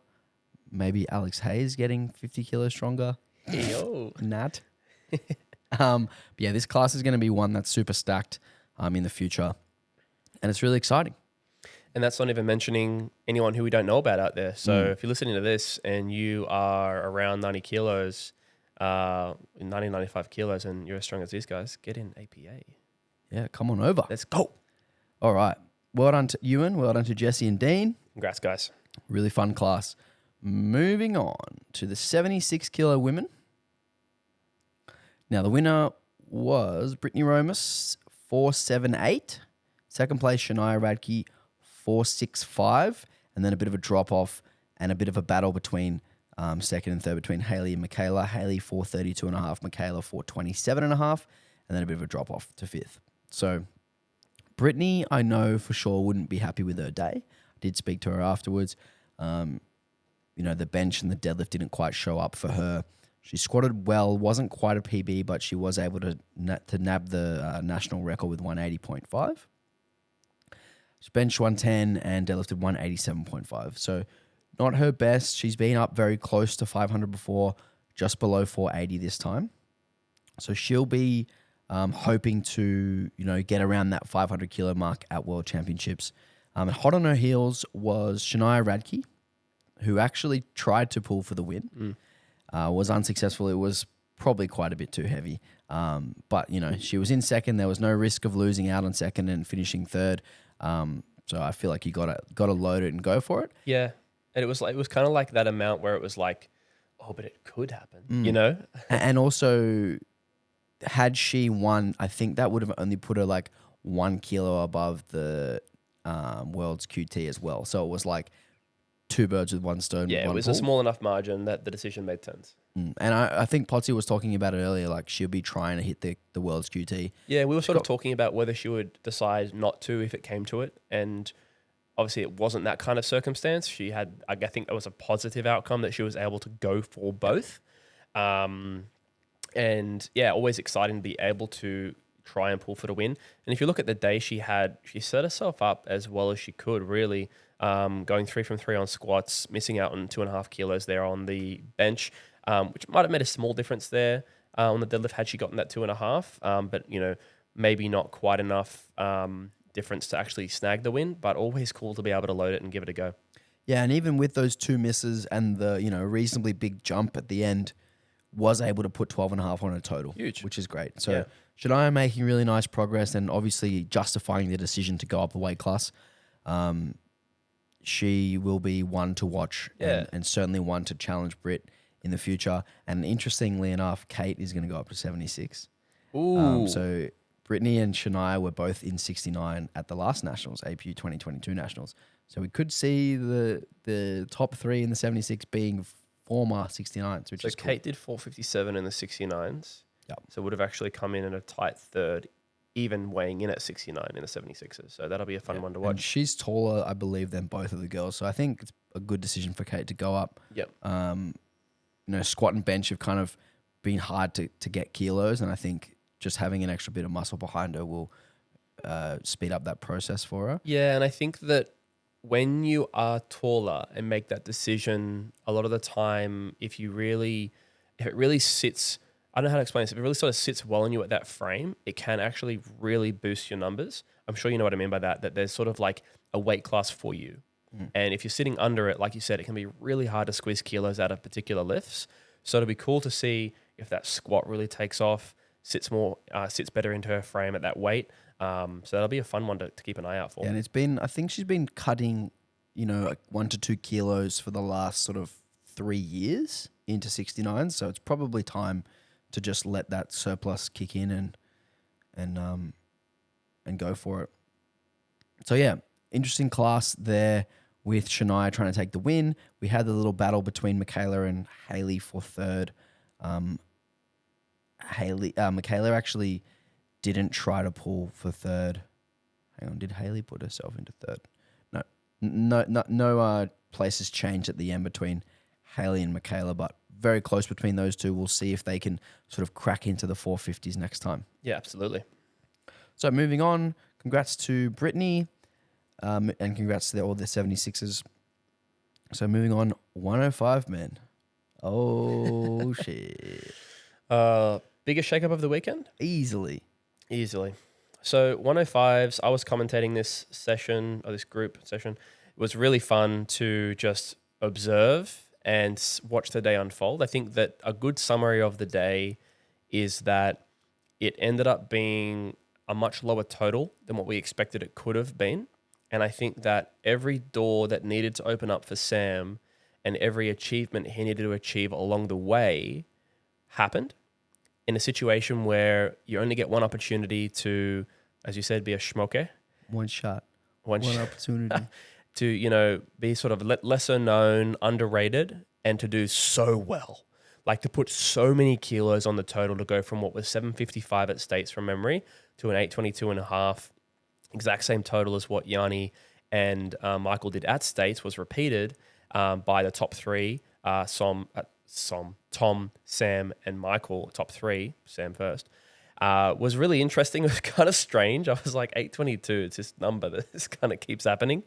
So to walk through what we thought was this top three coming in and turned into this like 4 in Murder Dad, and still kind of just like Sam sitting in the corner and adding these huge kilos to his total along the way. It was really 5. It was 10.5 kilos between first and fifth. No, I know, but I'm saying like in the duration of the day, how it kind of went. So if we start from the beginning, well, at least in my mind, from what we'd done on the pre-game, we knew that Michael, Tom, and Yanni were going to battle, and we thought that was like that 3-horse race. Yes. Then as the day kicked off, Murdad made it apparent that he was going to be around the same numbers and ended up, doing really, really well, but didn't really go for those placings on the deadlift. And then Sam, as the day progressed, you just started to see this gap between where we thought he was to where he actually was close. So 295 on the squat, which was 30 kilos up from what he'd done at States, and albeit he'd gone 1 from 3 because of depth issues. 182 that's right. on the bench press, up from 167. Mm-hmm. So subtotal wise, we had some 40 kilos improved, 40 something. And even honestly, 40 exactly. Yeah, even honestly going into the deadlift, I was thinking to myself, okay, wow, he's put himself in a fantastic position to go for 3 and 2.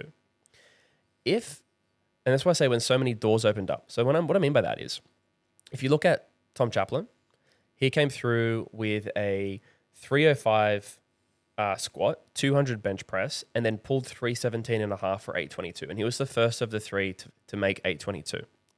His 317 had at least 5 kilos in it. So let's just say that he took those 5. He didn't though. That's the way it went. Correct. 822 happened. Michael Rand looked at that and equaled 822 with a 300, 195, 327 and a half. Pretty good subtotal for him and quite a comfortable pull. Looked to have at least 7 to 10 in him there. But 822 and a half was achieved. All those doors opened. And what I mean by that is that 345 that Sam came out with on the third attempt was very close to top end. How close? I mean, he's probably the only one who knows. Yeah, right there though. Right? Yeah. But had those things happened differently, it's exactly what we spoke about.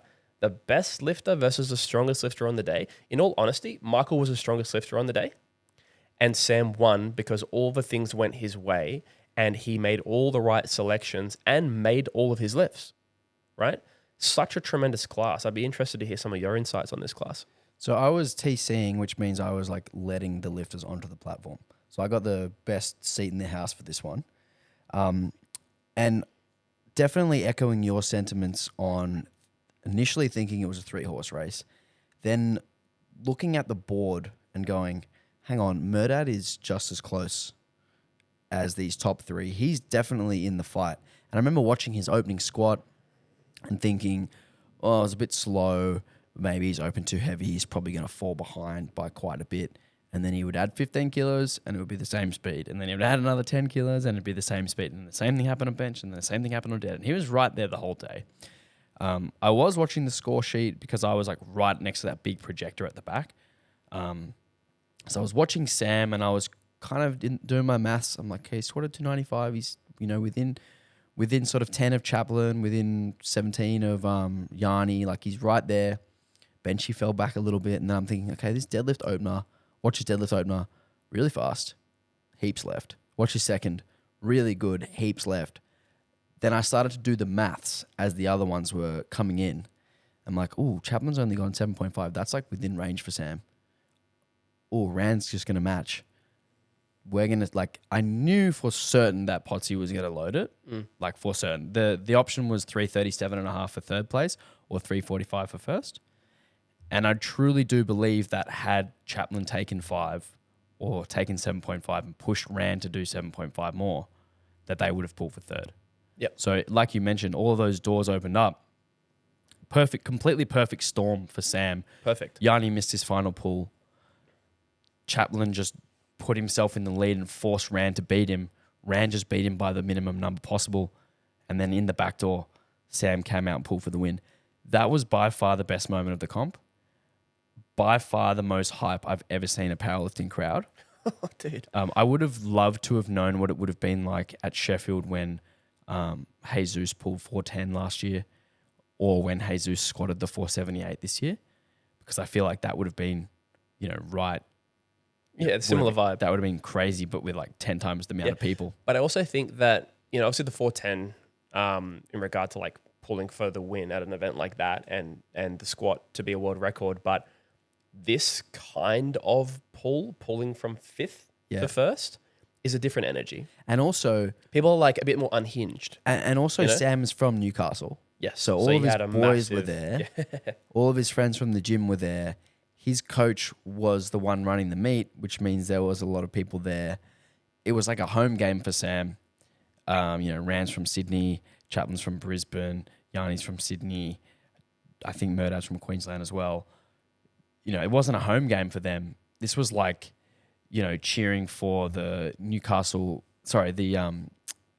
Knights kicking a game-winning goal, at a home game. It felt like that. Yeah. And when that deadlift, when those 3 white lights popped up, when he locked out that deadlift and when those 3 white lights popped up, like that was the most hype the crowd was the whole weekend. Definitely. And it was also the last lift of the session. So it was like this giant crescendo on the end of this like fantastic session where all these lifters made lifts. Everyone actually executed fantastically. It's not like anyone slipped up and let Sam win. Yep. It was actually just like they put themselves in a position which they thought was enough for them to win. Yeah. And Sam said, fuck that. You didn't leave enough. You didn't leave enough kilos on there for me. Like, I can still win from here. Exactly. And I think that in terms of decisions that were made, anyone can look in hindsight and be like, this could have been done. It's not like that.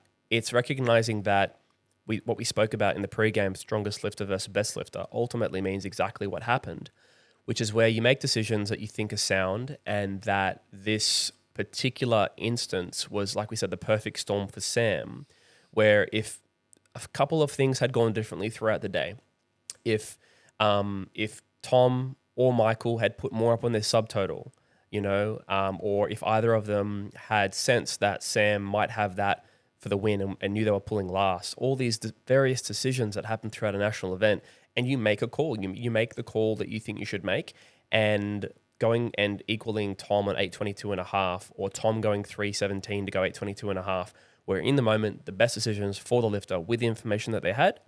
And then you just had this, like we said many times, perfect storm where Sam came through and won it, and he won it. The others didn't lose it. He won it. He really did. Yeah.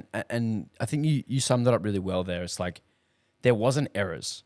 Like it's not like Rand made one squat and Chaplin made one bench. It was like everyone actually put up a good total. Everyone actually performed well and thought they did enough, but it just wasn't enough. Yep. And, that's the beauty of the big deadlift and having the final say is you get to shut the door at the end. And I think Sam was able to fucking slam it. I think that's quite new, is that Michael has had that biggest deadlift for the longest time and is probably quite used to just making that call, equal. And he's done it a lot of times, right? Or when he's not needed to, he hasn't. But when he's needed to, he's just made that call and no one's been after him for quite a while now. Now, the way he plays his game, if he stays 105, I had a little conversation with him about that, whether he stays 105, what he does, he's going to have to play his day differently to how he's been used to playing it for a long time now. So his total has been somewhat stagnant for a few years now, and I would actually love to see him go up. He spoke to me about going to 120s. Yeah, I would love to see him go up and challenge Sam and Josh in the 120. I think that would be fantastic. Yeah, that'll be heaps of fun to watch. All right, So, well done to Sam. Super exciting. So you go. I was just going to say, super exciting weight class.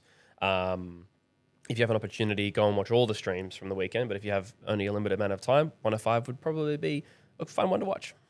Also, shout out to Yanni, squat record. Did amazingly at the subtotal. Temporarily. Unfortunately. Murdad took that from him. Yep. Murdad took the squat record back. Both of those guys were looking really strong leading into deadlifts and just didn't quite have big enough pulls to, push themselves to the podium. I think Yanni attempted 5 under his best and missed, so he was not having his best deadlift day, which, you kind of see with those top 3. Obviously, Sam with a particularly big deadlift there, but quite balanced, and we've touched on that with other weight classes. So, hats off to all those lifters. It was such a strong, great class to watch. Congrats to the 105s. Moving on, 84 kilo women. First place, we had Beth Parker, 5'10", Nicola Orr, 495, and then a bit of a drop off to Stella, 462.5 for third, and Arjua, 455. So it was a little bit of a battle between Arjua and Stella for third. I know that you were helping out Steph with Arjua's game plan there, which was a really exciting one. Maybe you can talk on that first, and then we can talk on the top 2. Yeah, so it was pretty straightforward with Arjua. With her game plan, she looked to maximize her kilos on a subtotal, which she did a really good job of. Came away with awesome PRs across both squat and bench press, and good calls too. There was a slight pullback on the squat, which was a good call. And there was a slight push up, I think 90 to then 97 to then 102 on the bench press, which were bigger jumps than originally planned. And so I think they made as many kilos as they could, Steph and Adjua. And then on the deadlift, it was a bit of a strange deadlift day for her. Her opener shot up and her 192nd was just a bit awkward. It's like she pulled back a bit, got a little soft at the lockout, still got the lift, but had pulled 200 in prep very convincingly. So the conversation was really just, hey, relax about, where the competitors are. You're going for another pull to put yourself in position. How much do you think you have? And was ultimately trying to put as much pressure as possible on Stella to have to pull something really big to beat her. She was convinced she could do 200 and was just slightly shy of that. So 197 in hindsight might have been a better selection. But I know that she was having, like I said, that pattern of being just a little bit soft through the lockout there. So I wonder how 197 would have gone, and you can always play the woulda, shoulda game. But she had a standout day, and I know that she was super happy coming out of it because she put so much on her total and was in contention. And we sort of had mentioned her as someone who, hey, she's not in that contention objectively, but has had a really strong prep. So I think she did a standout performance there. So yeah, definitely those two are ones to watch, to get into that top 2 soon. Absolutely. So, I mean, that's speaking on Adjoa, but talking about Stella as well, coming through with a 160 squat, 102 bench press, so very similar subtotal there, and then ended up pulling through with a great 200. Had a little more there. It's probably one of those questions where, even something like 195 from Adjoa might have been something that challenged an extra 5 kilos. And you can kind of play that day however you like. It's always going to be something where you kind of balance between what do I believe my competitor has crossed with what do I believe I have, right? You've got to make, but also it can be just, again, demanding that person makes their last pull. So yeah, a fantastic result from both those ladies battling for third there. Looking up at Bethany and Nicola, what do we think about that? So Beth was kind of going into this like a very strong favorite, and Nicola put more pressure on her than I've seen put pressure on her before, which is really exciting. And it forced Beth to particularly deadlift well. Like, she's squatted well, she's been injured, so her squats aren't still up to where they were before, still 17 and a half shy of her best. But she was able to get 3 squats on the board with 180. And there was a little bit of a hiccup on her opener. I believe was it depth that she missed on? I was told it was something to do with moving. It shot up really quick and she maybe moved before the rack call in some way. I could be wrong there, but that's what I was told. It was something like that. I didn't see the miss, but they obviously still went up, and then they took a big 15 to the third. So good attempt selection there, getting extra kilos after a miss. Beth mentioned she herself got a little bit greedy on the bench, taking a 4.5 jump from 120. Perhaps 2.5 was the go, or 3 was the go there, being able to select whatever number they wanted with the chip. And then she was able to pull through with a really nice 210. I thought her 210 deadlift was like maybe the best deadlift she's ever done. 212 that she did at Adonis, the last competition that I did. Oh no, it was just after that. It was last year at some point, early last year. The 212 she did was definitely a little bit stickier than the 210. And it looked like on the 210 she had another 5, which is really exciting. Yeah, I agree. She'll be upwards of 220 very soon. So if Beth can get her injury sorted, she will be in the mid 500s, getting those extra kilos from the squat, and then just continuing to make progress on the bench and the deadlift. But it was cool to see Nicola actually force a good day out of Beth. Usually Beth's kind of running her own race and doing her own thing, but Nicola was able to squat 185 and bench 100, so not too far behind on the subtotal, and also deadlifted 210, same as Beth. So yeah, really good lifting from both of those two. A 9 for 9 day for Nicola, and effectively an 8 for 9 day for Beth if we ignore the opening squat. Yeah, it was definitely good to see something a little bit tighter going on there, even though I think Beth would disagree that she enjoyed that because I think she, is someone who expects really high standards from herself and probably expected to be, just that clear favorite throughout the day. But as well, it is good for her to have Nicola there and more people even come into this 84 class because we've seen it, we've talked about it, it causes the whole standard to rise up. I think worth noting as well that the difference there between the two ladies was, not much more than 1 attempt's difference. So it really did demand a good deadlifting day from Beth when it came down to subtotal being over. It's like, okay, these two deadlifters are really strong. They ended up both deadlifting 210 and, any kind of average day there from Beth would have been a problem. So it was great to watch that weight class. Yeah, and also highlights the importance of getting all those extra kilos in the squat after having that little hiccup at the start. Yeah, absolutely. Also worth mentioning Rebecca Chanjevsky, 450, who came in 5th place, so only 5 kilos behind 4th there. So really she's tight another bundle one there between 3rd, 4th, and 5th. Yep, so she's another one to watch. All right, well done to the 84s. Congrats to Beth. That's Beth. Moving on, 120 kilo men. Oh boy. Man, Josh put on a fucking clinic. Absolute clinic. One of the maybe best performances of the week from one individual. Yeah. Just from start to finish. Execution, attempt selection between him and Steve, picking the right numbers. I don't think he got a red. He did not get a red the whole day. 27 wide lights, 9 out of 9 lifts. Like, actually a fantastic day.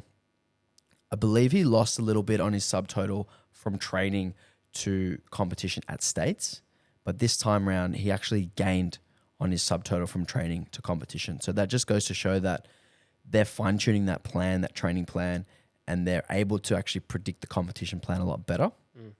I predicted Josh would squat around 310 and bench around 212. So he was able to get an extra 10 kilos on my prediction there. I thought he would deadlift around 330. So that was around about what I was thinking.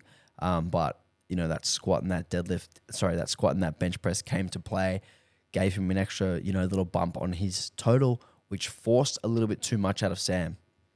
Now, Sam had an okay day. I don't think he'd be too happy with the way that he squatted or bench pressed. I was coaching him on the day, so I was helping him out with picking his attempts. I didn't do a lot, to be honest. He kind of just told me what to do. But he kind of misgrooved his second squat a little bit, so he took a small jump. He only jumped 7.5 when I think he was hoping to be at 310 or 312. But we took what was there based off of that attempt, and I think that was the right decision. Had he had an extra 5 kilos there, who knows, maybe the day would have been a little bit different. But you only have what you have on the day. And that's really important, is that, you know, you can't play like this fantasy land attempt selection game. It has to be realistic attempt selection game. You have to be, you know, really like mindful and present of the day and making the decision based on what's in front of you. Absolutely. And then he missed his last bench, and that 5 kilo jump that he took on his second to third bench, you know, that was really a really important 5 kilos. It was kind of a bit of a misgroove. It got super close to lockout. Oh, it was so close. And he wasn't quite able to finish it. So, you know, we were 42.5 kilos behind Josh and heavier. So we needed whatever Josh did plus 43 kilos. Josh did 330. We needed 373. Was probably about 10 too heavy. Yeah, I was going to say, I don't think that making that bench would have made a difference to the outcome. The squat being a little better and getting that bench would have made it a lot closer. But I think as well, Josh and Steve played the day really well when it came to deadlifts, putting in a 322nd. That would have already been a huge ask for Sam. I've heard a few people say that they think he probably would have had it. I think he obviously would have had a much better chance at 363 than 373. But it would have been pretty cool to see him attempt something that was a bit more realistic for that third. Because, that 330, you know, as we eventually saw, really sealed it. 373 was a solid bit out of the range, like you said, maybe about 10 kilos. But it would have been cool to see it get maybe a little closer than that. And another note there on Josh's attempt selection on deadlifts is they initially put in 332.5 and they actually changed down.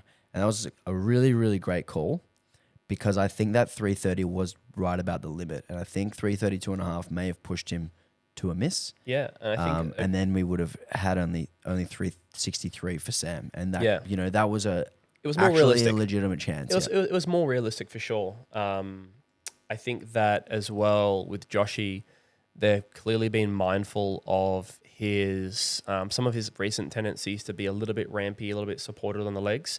And he did, I think, a really good job at that 330 of staying patient through the lockout, and it was very clean. And 332, as you sort of remarked, might have been able to be locked out, but that might have exposed some of those tendencies, so again, I think it's one of those situations where some really good calls were made after a superb day so far. They played that really, really nicely. You mentioned the ramping tendencies from Josh. I actually thought on the day itself, he didn't resort to any of those old habits. No. Like we've seen him do, you know, 320 with a little bit of that ramp. He was actually extremely patient with 320 and with 330 on the day, where he was not opening himself up to any red lights at all. And I think that was extremely good execution. I'm not sure if that's something that he and Steve spoke about leading into it. But I'm really, really impressed with Josh. He's such a good dude as well. Like, I've never heard anyone say a bad word about him. Really happy for him. And this is the closest that anyone has been to Cameron McKenzie's best total as a 120. And I would love to see Josh continue pushing the 120 and be the first lifter to do 900 as a 120. And I think, like, with the rate of progression he's making, I think it's entirely within the realm of possibility. I agree. I agree. As someone who's very new to the weight class, weighting pretty light, as a 120, you can be a solid bit heavier than 118, and had such a clean, strong day, plus has made so much progress recently and put that day together. All those things lead me to believe there's definitely some kilos on the table over the next 12 months, let alone over the next 24, 36 months, right? So very excited to watch this weight class continue to get better and better. Same with Sam as well. To come out and miss a bunch of kilos because of how the day played out, 830 is not a very good representation of where he's at. I know he's improved a lot lately and he's actually gaining momentum in his training. So I'd like to see him continue to surge upwards as well. And this was not a battle we expected to be quite so close. We actually commented that we expected we see this battle be a little closer next year, but I hope it's still close next year. Yeah. Plus Spackman. Plus Big Huey. So third place was Charles. Who's that guy? Who? I actually went back and watched the stream this morning. Yeah. When Charles came out for his first squat. Yeah. And he was like, Charles? Charles. Who's? Yeah, I know. It's caught on so hard and he's okay funny. with it. So that's fine. Funny, yeah. Well, we wouldn't do it if he wasn't okay with it. Yeah, absolutely. So Charles finished in third with 777.5. Huey Spackman, the little 18-year-old phenom, with 767.5. Hugh actually was in third after his final deadlift. Charles only needed 305 to win on bodyweight or win bronze on bodyweight. I asked him, I put in 315. I asked him, do you want 305 to just get third or do you just want to pull 315? He did not care about third at all. He just wanted to do 315. He pulled it really well and too. He nailed it. So well done to Charles. Yeah, really good day for Charles. Missed his first squat because he didn't wait for the squat command. That was actually the first squat he's ever missed in competition. Apparently he was joking with his training partners about never missing a squat. He still hasn't really missed a squat. Like, he hasn't missed. No, he has. But yeah, I guess he has. He has. Anyway, PBs on all lifts for Charles and 25 kilos on his total. So really Massive good day for Charles. Yeah, massive day. Huey Spackman, 290, 182, 295 was 35 on his total. Imagine being that strong at 18. It's pretty crazy. Love it. So that was 35 on his total in just 3 months from junior states last year. So really good showing. He is backing it up and doing junior nats in 7 weeks. So that will be fun. Got a cool showdown to go on there. Fifth place was Hugh McCallanan. He did, sorry, not Hugh. Will McCallanan. Sorry, Will. He did not have a day that he would be happy with. He missed, I believe, a squat, 2 benches and 2 deadlifts. So only a 4 for 9 day for Will. 20 kilos below his best total. So I'm not sure what went wrong here. I did ask Sarah more, and she said his coach tried a different tapering strategy. But I also questioned to her whether him being around the whole weekend and kind of like almost burning part of his candle by just like hanging around and helping out here and there and being like involved in the coaching and being involved in the atmosphere, where that drained some of his battery and whether he just didn't have a lot of energy by Sunday. That can happen. So I'm sure Will be a little bit disappointed with that performance, but you know, he's obviously capable of a lot more. And I'm sure he'll come back for those kilos next time. So congrats to the 120s. Congrats to Josh. Well done, guys. Congrats to all those boys. Now we've got the final classes for the males and the females. We'll start with the women 84 plus. Natalie Lalai actually won best lifter in the females. First time Vicky's been beaten in a while. So cool. And the way that the points work is that they don't usually favor the heavyweight women. So to beat a super lightweight woman as a super heavyweight woman is like extremely difficult and extremely impressive. So Nat had a great day, 257, 125, 268.5 with a very narrow miss at 275 on her final deadlift. So narrow. Super, super close. Just a little bit soft on the walkout. 50-50 call, I thought. Yeah. I didn't think it was 50-50 watching it. I didn't feel like it was a controversial call. And I think with Jacob's reaction before the lights came up, I think he'd probably agree. Yeah, okay. From the front, it looked good. Yeah. And actually it was one white from the front. From the side, it was very clear that the shoulders were just a little bit shy of being through. And look, I think that in that situation, you know, I had a brief chat to Jacob on this. They made a very good choice, I think, in this particular circumstance where they weren't going to risk the win by going 268.5 to claim best female lifter. It was exactly what they needed. And then, you could argue that a lighter attempt on the second might have given her the juice for that 275 to get that 1% further through. Be that what it is, how exciting to see a female lifter in the IPF loading 5 red plates in a clip. Yeah, that's the biggest attempt by a female ever in the IPF or in any IPF federation. Yep. Which is so cool. And I'm really looking forward to seeing Nat continue to improve. She's only 28, so she's got a lot of years to continue getting better.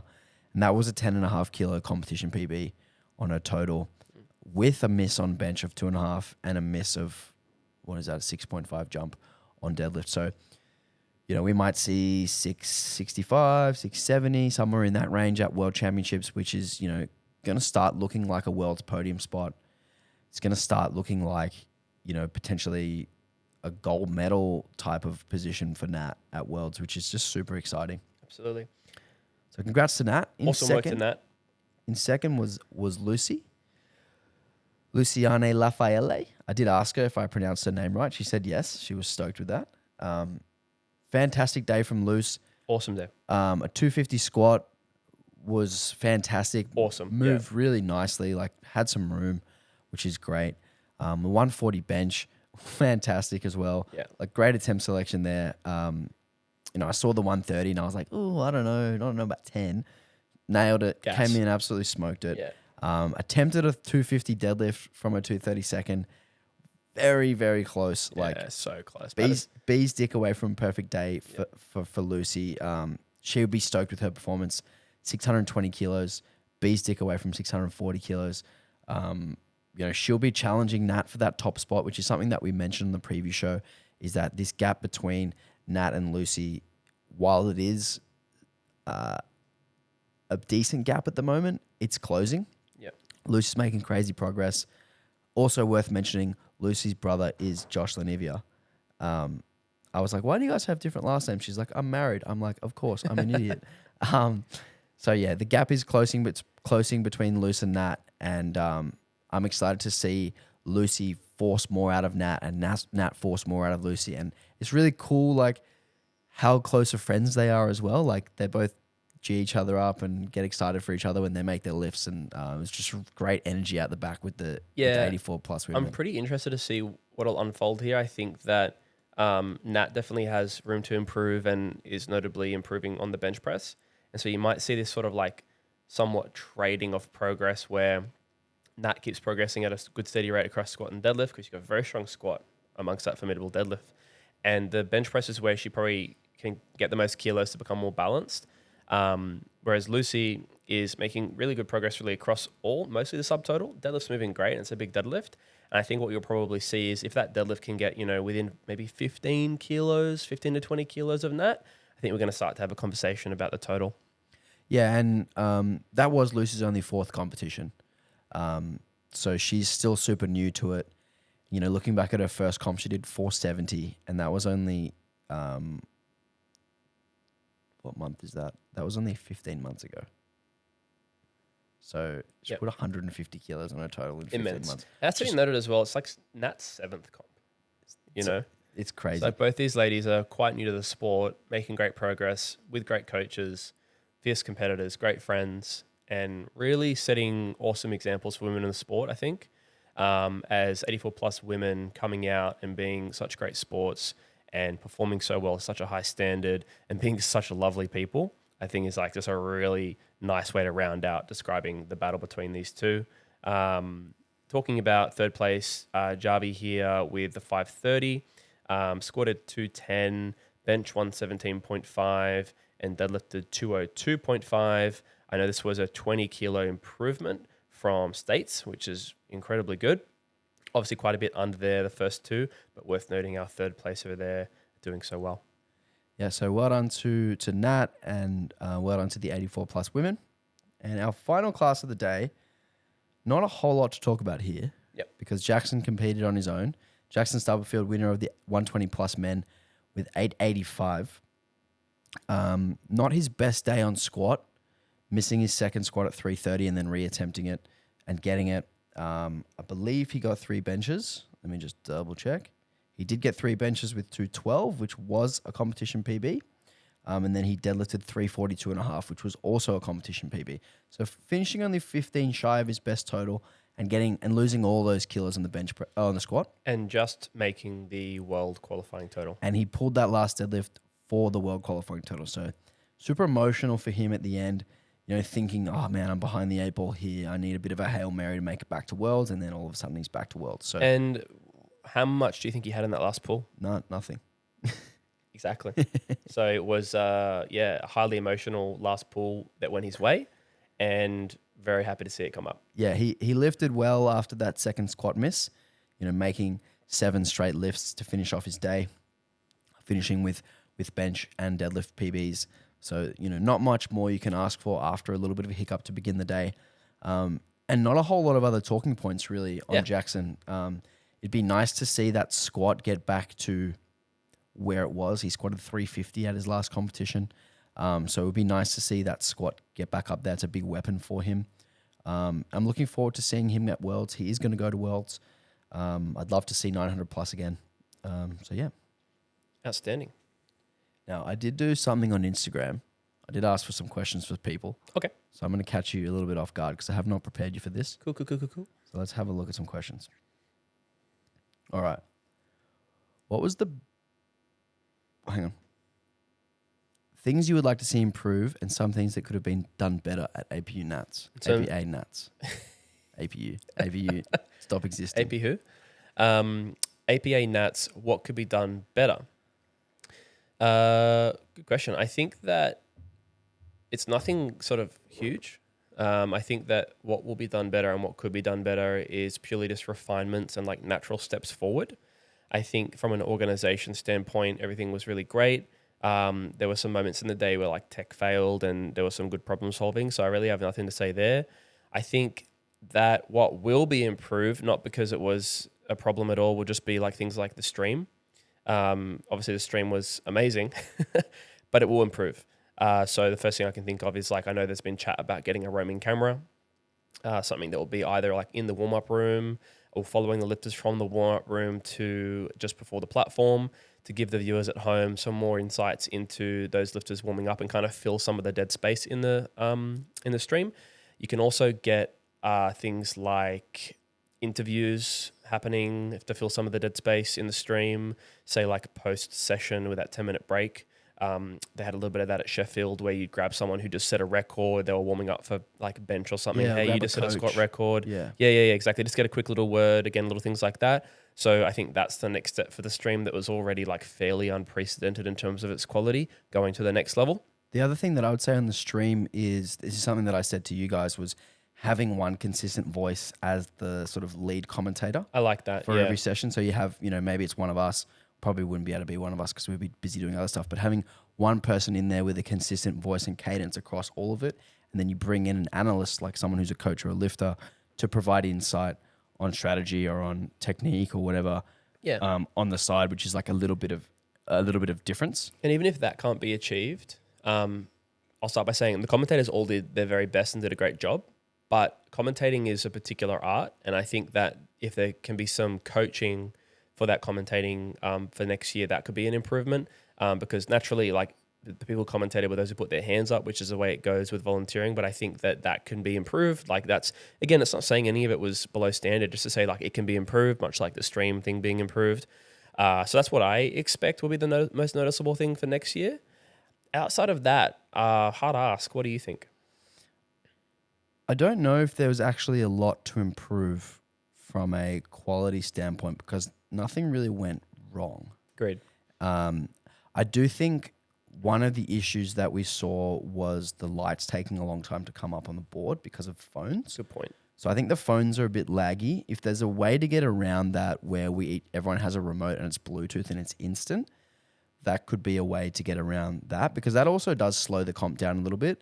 An extra 20 seconds or extra 10 seconds every single lift, 10 lifters in a group, 20 lifters in a session, that starts to add up over the course of the day. You're losing sort of 10 minutes per session. Yeah, and what you mentioned about that too is it can take away from the hype a little bit Mm. because you might have some moments where, you know, someone's just hit a record or something like that. And it's just like, everyone's just waiting.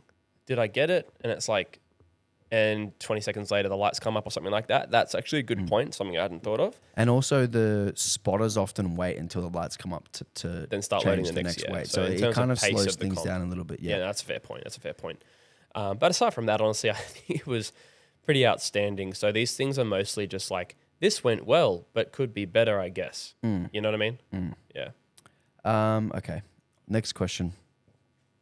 Who are you guys looking forward to seeing in the APA when people start to move over? Looking forward to seeing Hung in the 105s. He totaled 822.5 at Team Champs at under 100. Very cheeky boy. And I've gotten some confirmation that he is on the way over. So we'll see another formidable, well-seasoned 105 coming over to get in the middle of things, probably capable of 840, 850 on a perfect day at 105, considering it was like 90, 99 or 98 for this comp. He went 300, 177, 345, I'm pretty sure. So he's someone I'm looking forward to coming over. For me, Josh Takua, from a competitive standpoint, looking forward to seeing him come over. He's done more at an under 90 body weight than anyone has done at 93 in drug-tested Australian lifting, I think, ever. Yeah. So that's someone who I'm looking forward to seeing come over. Him and Jonesy doing battle with Ewan and with Callan and with Jesse and a few other boys. But the one I'm most excited is actually JP Kauki. And not really because of his lifting, but more because of the presence that he brings in terms of like the way he runs meets and, you know, his coaching and his like energy and enthusiasm for the sport as just an all-rounder, someone who does refereeing, someone who does meet directing, someone who lifts, someone who coaches, like someone who can just help out raising the standard of everyone else. JP is probably the one I'm looking forward to. I don't have confirmation from him that he's coming over yet, so hopefully he listens to this and this gives him a bit of a kick up the bum. Yeah, hopefully so. Do we have anyone that you know of on the women's side who you So the girl who won the 52 class at Team Champs on the weekend would have won gold in the 52 class at Nats. Her name's Kate. She's got a really long first name, last name. She's Greek. I don't know. I don't want to say her name, but her name's Kate. She's someone I'd be looking forward to seeing come over. Aside from that, Tony Reinmuth as well. Yep. Would be someone I would love to see do battle with Jackson as the 120. He's obviously squatted over 400 kilos as a 120 plus. So that's really exciting too.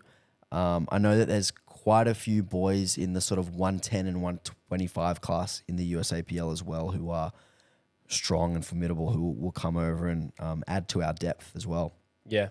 I think there's, and I hope there are heaps that are looking at the standard of competition, looking at the comments that a lot of people are making about the energy and the vibe and seeing how good the lifting is, who are keen to come over and, you know, challenge some of the best lifters and see that depth grow, see the top end shoot up and continue to, you know, boost APA to the moon and Australian lifters to the moon on the world stage. To the moon. That is what we want to see. Okay, question from Michael Plant. Do you think having the entire national series in one location each year is a good idea?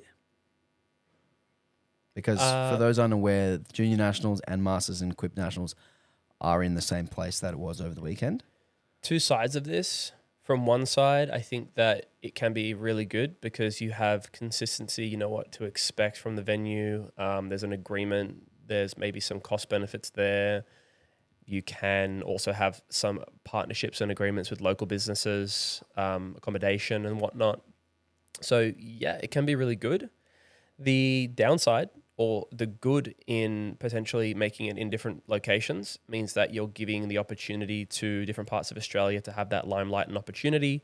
You're giving different lifters a shared advantage slash disadvantage of travel because Australia is a pretty big place. So coming from WA, you know, I would technically call that a little bit of a disadvantage. You're going to spend more money to get to somewhere like Newcastle versus if you're living in, say, Sydney. So there are pros and cons. I think it can be a good idea, but I think as the Fed grows, as APA grows, as the budget grows, and resourcing and everything like that, you'll probably see it get split up a little bit for those other reasons that I noted. But I think initially, like being at Walsendiggers and Newcastle for this year is a very, very good decision regarding resourcing and practicality. Yeah, it is a fantastic venue. It was great there. I think the other thing is being cognizant of not burning out the volunteers, because the volunteers generally come from a local place, which means that those same people are being asked to come back again for juniors and come back again for masters and equipped. And that can be potentially problematic for, maybe not being able to get enough people to help out by the last one. People might be burnt out. I do like the idea of Luke, you can... It's all right. You don't have to be too quiet. I do like the idea of spreading it around for sure. I did talk to Abby and she was pretty keen on having a mega Nats next year where everyone's all in the same place and it's like a whole week, which I think could be cool, and it could certainly split up the responsibilities a little bit. So yeah, I think there's pros and cons for each, like you said. Yeah, I think like you said as well with the volunteer strain, that a week event is a pretty major volunteer strain too, all in the one location. So I'd be interested to hear some of the practical elements of that possibility. I have split feelings about a mega Nats. I think it sounds really cool. I think that you do expose yourself to kind of taking on taking a bit of a bigger bite than what you can chew. I think there's also a lot of people who are heavily involved in many areas of the Fed, particularly coaches who coach a wide variety of people. Oh man, imagine might that. be there the whole week. Like that's a big ask for a lot of people. Like I have masters, I have juniors, I have opens. Yeah, and I think it changes how practical it is to like coach at a whole event like that and maybe like compete. Whereas like if you just got opens, you might have, a handful of lifters. But if you have like 30 lifters across like master, junior, open, and you want to compete and you're a national competitor, like it just changes that, which I mean, like you make it work, but absolutely. There are some more questions to ask than just like, how fun would it be? You know? So a couple questions on the refereeing. So what did you think of the standard of refereeing? And do you think that some lifters were unprepared for the standard of lifting? I thought refereeing, not lifting. I thought the standard of refereeing was fantastic. I thought it was actually extremely consistent as well, that's the biggest downfall for refereeing in any sport is the level of consistency. If the player or the lifter goes in expecting a certain thing and that's what they're given every single time, you can then change your standard of play, whether it be rugby, basketball, or powerlifting. You can then change the way that you play or the way that you lift to suit what you expect the referees to do. The problem with inconsistent refereeing is that if some things pass at one comp and then other things, the same thing doesn't pass at a different comp, you then get confused about what the standard really is. Yep. And the importance is that the standard is the same and it is consistent across. And I did think that it was really consistent across the 3 days.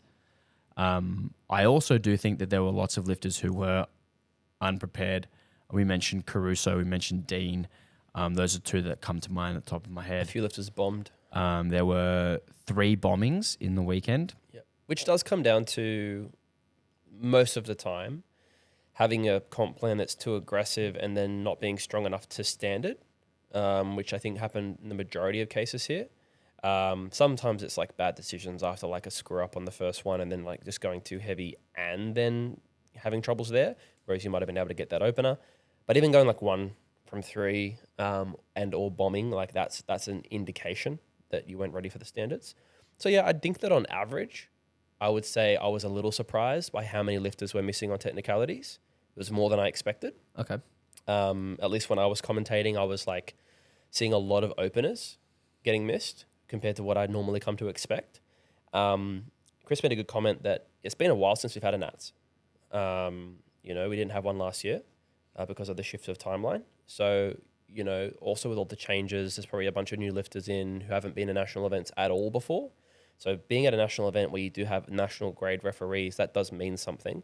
Not to say that locals should be more relaxed. Like you said, it should be the same standard. It should be, but that's why the system exists, is because the more experienced referees that are able to make those harder and more objective calls and not let their emotion or inexperience get in the way, they are those referees that are sitting in the chair at nationals. So the standard is going to be slightly more strict at nationals, not because it's like wildly different, but just because it's how it goes. Yeah.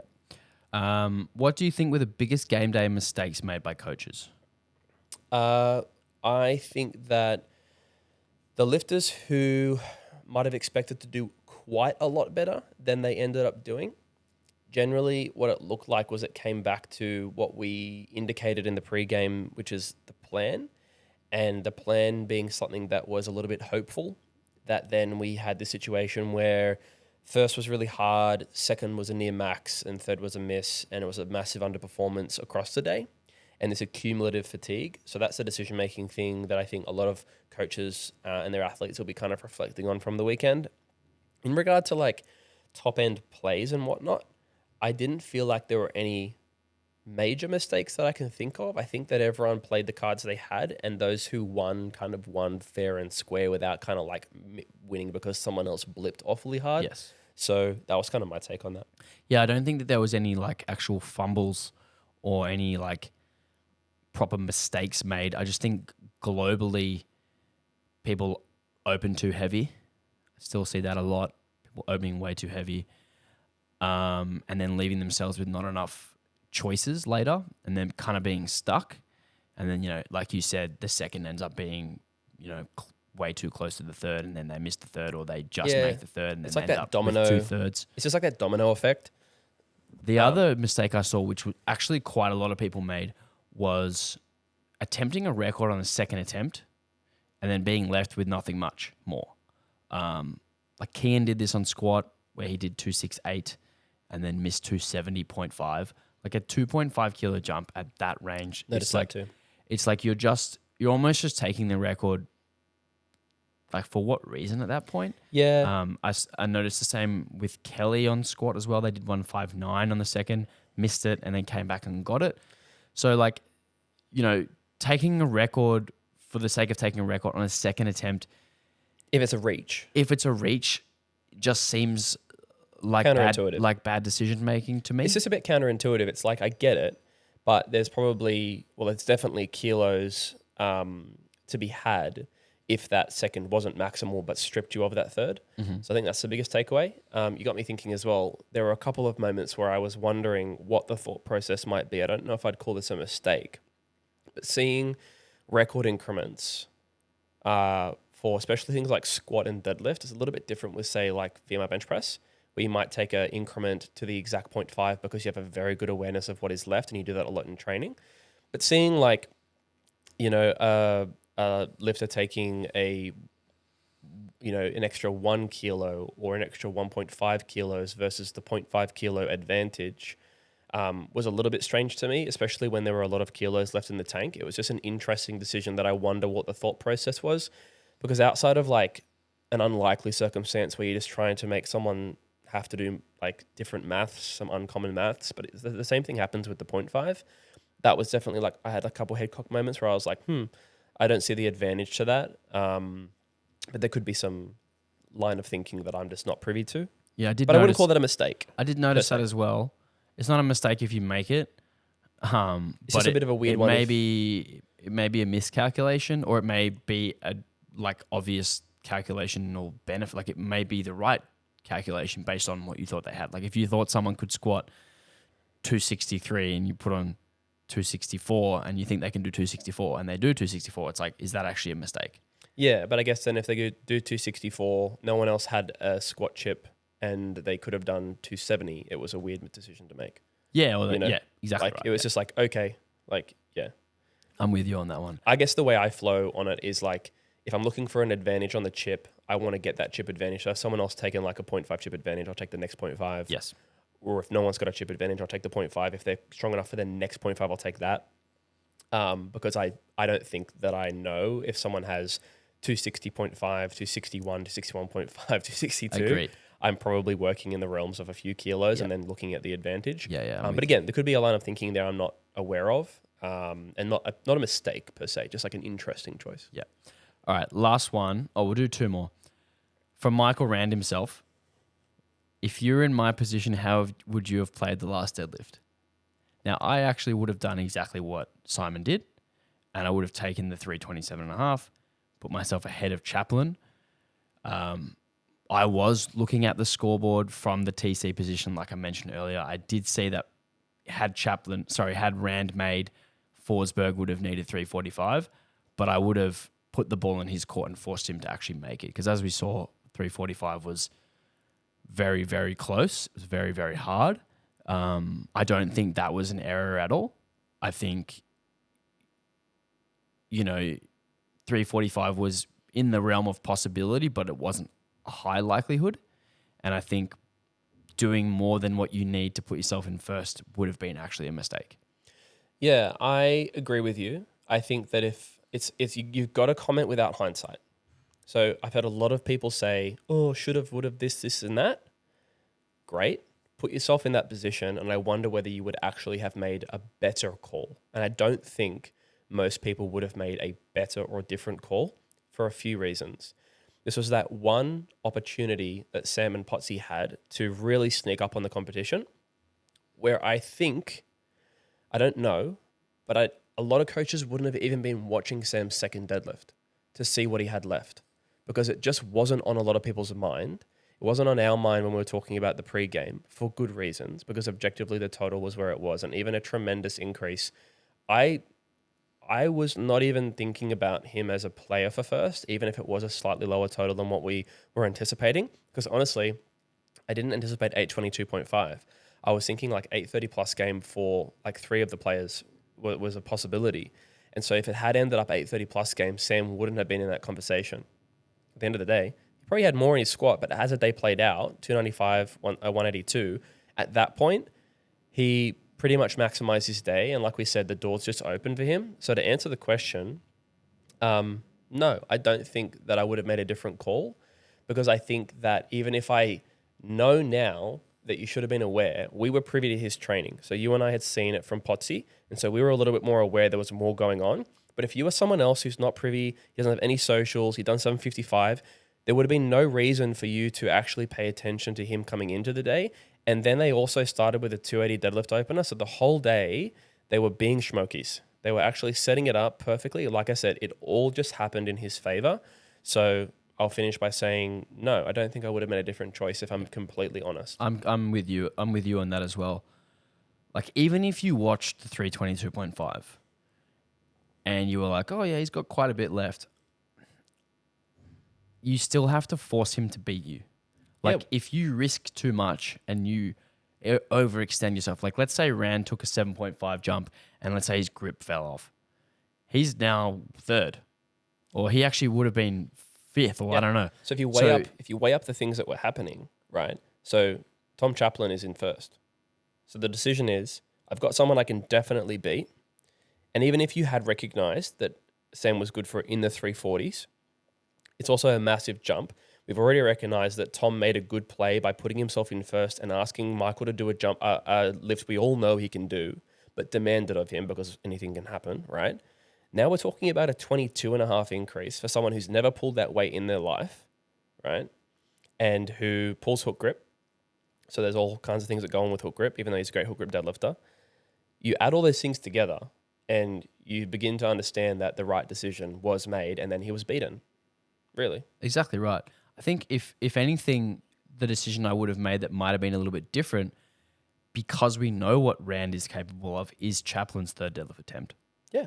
I think an extra 5 or an extra 2.5 there to force Rand to do a little bit extra may have been the right call. I agree. But even then, like, Chaplin put himself in first. Yep. He said, Rand, you need to make this to beat me. Rand beat him. Yep. And Rand said, Sam, you need to make this to beat me, and Sam beat him. And Actually, both. If you actually look at all those decisions, it kind of happened in concert, where it was like Tom pulled something, he had a bit more in him, and then Michael pulled something well within his means to beat him.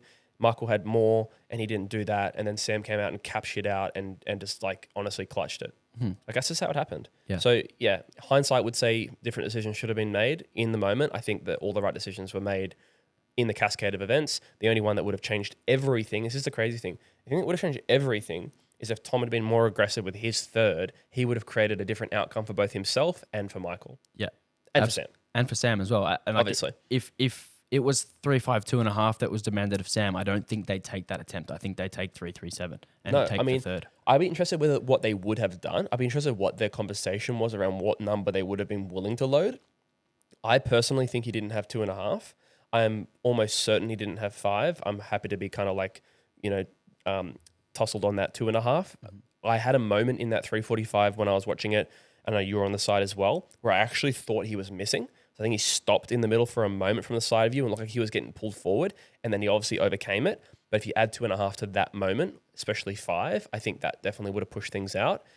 They may have loaded it and just kept their 5th, or they would have changed their decision to pull for a different placing.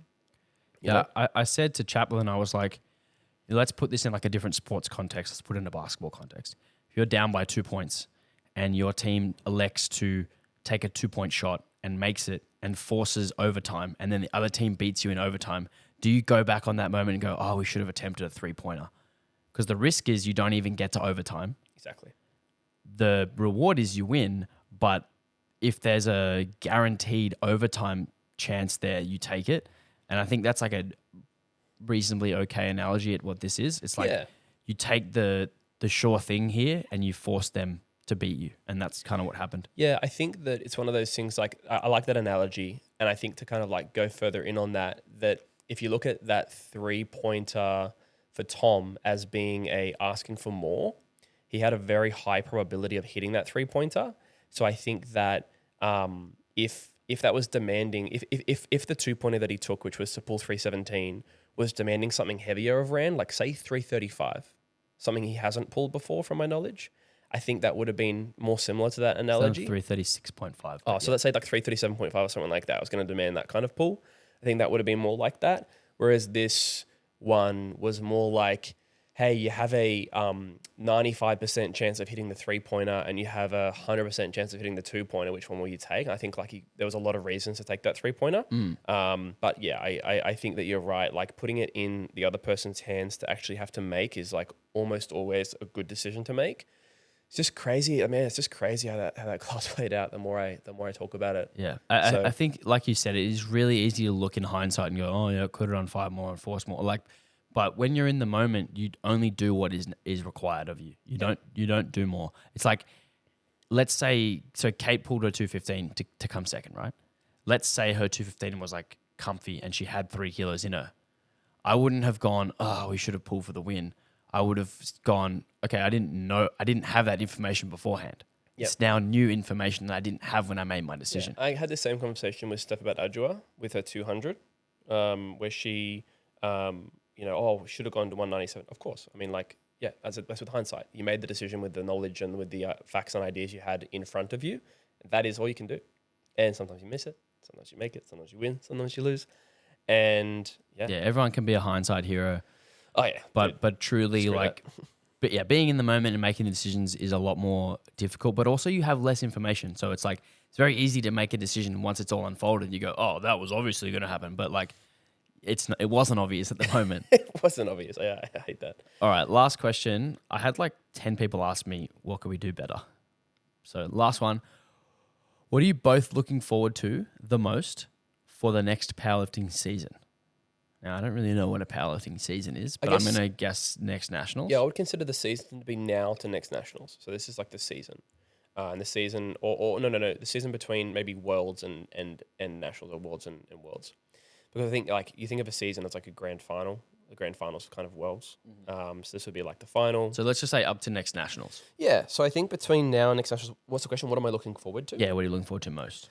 I'm looking forward to APA going from having about 500 members to having about 1,000 members. I see that happening because I think that APA has provided proof of concept that it is doing all the right things to grow drug-tested powerlifting in Australia. So I see that happening. I see the very deep weight classes that we currently have getting even deeper, and I see the standards for first place rapidly increasing. I really see that happening. I look forward to, in the next season, seeing the standard of local competitions, both in the sort of tidiness of how they're run, professionalism of how they're run, live stream standards, and lifter enjoyment, all those sorts of things just getting better and better and better. I think there are a lot of local competitions that happen in Australia which are exceptional. And I think there is currently a bit of a difference in the standard between some of the best ones and some of the others. And all I want to see is some of the other ones, and those are no particular gyms, taking example from those who are running the best, most professional local comps and seeing that standard come up, because that brings new lifters into the sport, new talent, and it causes the resourcing and ideas around the national standard getting even better. So it's kind of like all these tides rising and improving things over time. Yeah. That's what I'm looking forward to the most. And lastly, I would say I'm looking forward to seeing our world's team. Yeah. For me, it's more of a global thing. I'm looking forward to positivity and optimism in Australian powerlifting more than the specifics of it, because I think the specifics of it all add up to positivity and optimism. We mentioned at the start of the podcast, like there's been years and years of just being dragged into all this Stuff. garbage drama Yep. and just like kind of just like keeping our head above water It's gotten almost. quite tiring. I think everyone's really got really tired. And I think I've actually spoken to a lot of people who didn't sign up for the old IPF affiliate and we're almost going to quit, and seeing nationals. Like I've had multiple people message me after seeing nationals saying, Same. man, this looks sick. Like I'm actually going to come back because of this. Same. And that like collective optimism and collective raising of the standard and bringing people back and reuniting people together, and all of this positivity and all this like community growth is so encouraging. And it's like only been a few months, and I think in 12 months time from now, I think there's every chance we have 2,000 members in 12 months time. Like you said 1,000. I think there's every chance we have 2,000 members in 12 months time. And for the first time since 2017, when PA was kicked out of the IPF, it will feel like we have somewhat unity in drug-tested powerlifting in Australia. That's what I'm most looking forward to. Yeah, I love all of that and completely agree. I think that they go hand in hand. There's so much to look forward to. This is a new beginning. I think that everyone's feeling incredibly positive, and that we have proven that teamwork is really key, and that respect is really key, and that we can really improve and continue to push powerlifting in Australia to a place it's never been before. Yup. All right, let's wrap it up there. Maddie, thanks for joining me. No worries. That'll be episode 22. Thank you, everyone, for listening. If you got this far, go and give me 5 stars on Spotify. Write me a review if you want to. If you're going to give me 3 stars or less, don't give me any. Just give me 5 or ignore me. Yeah, don't give me honest feedback. Just gas me up. I just want only 5-star reviews, please. All right, catch you guys next week. Peace.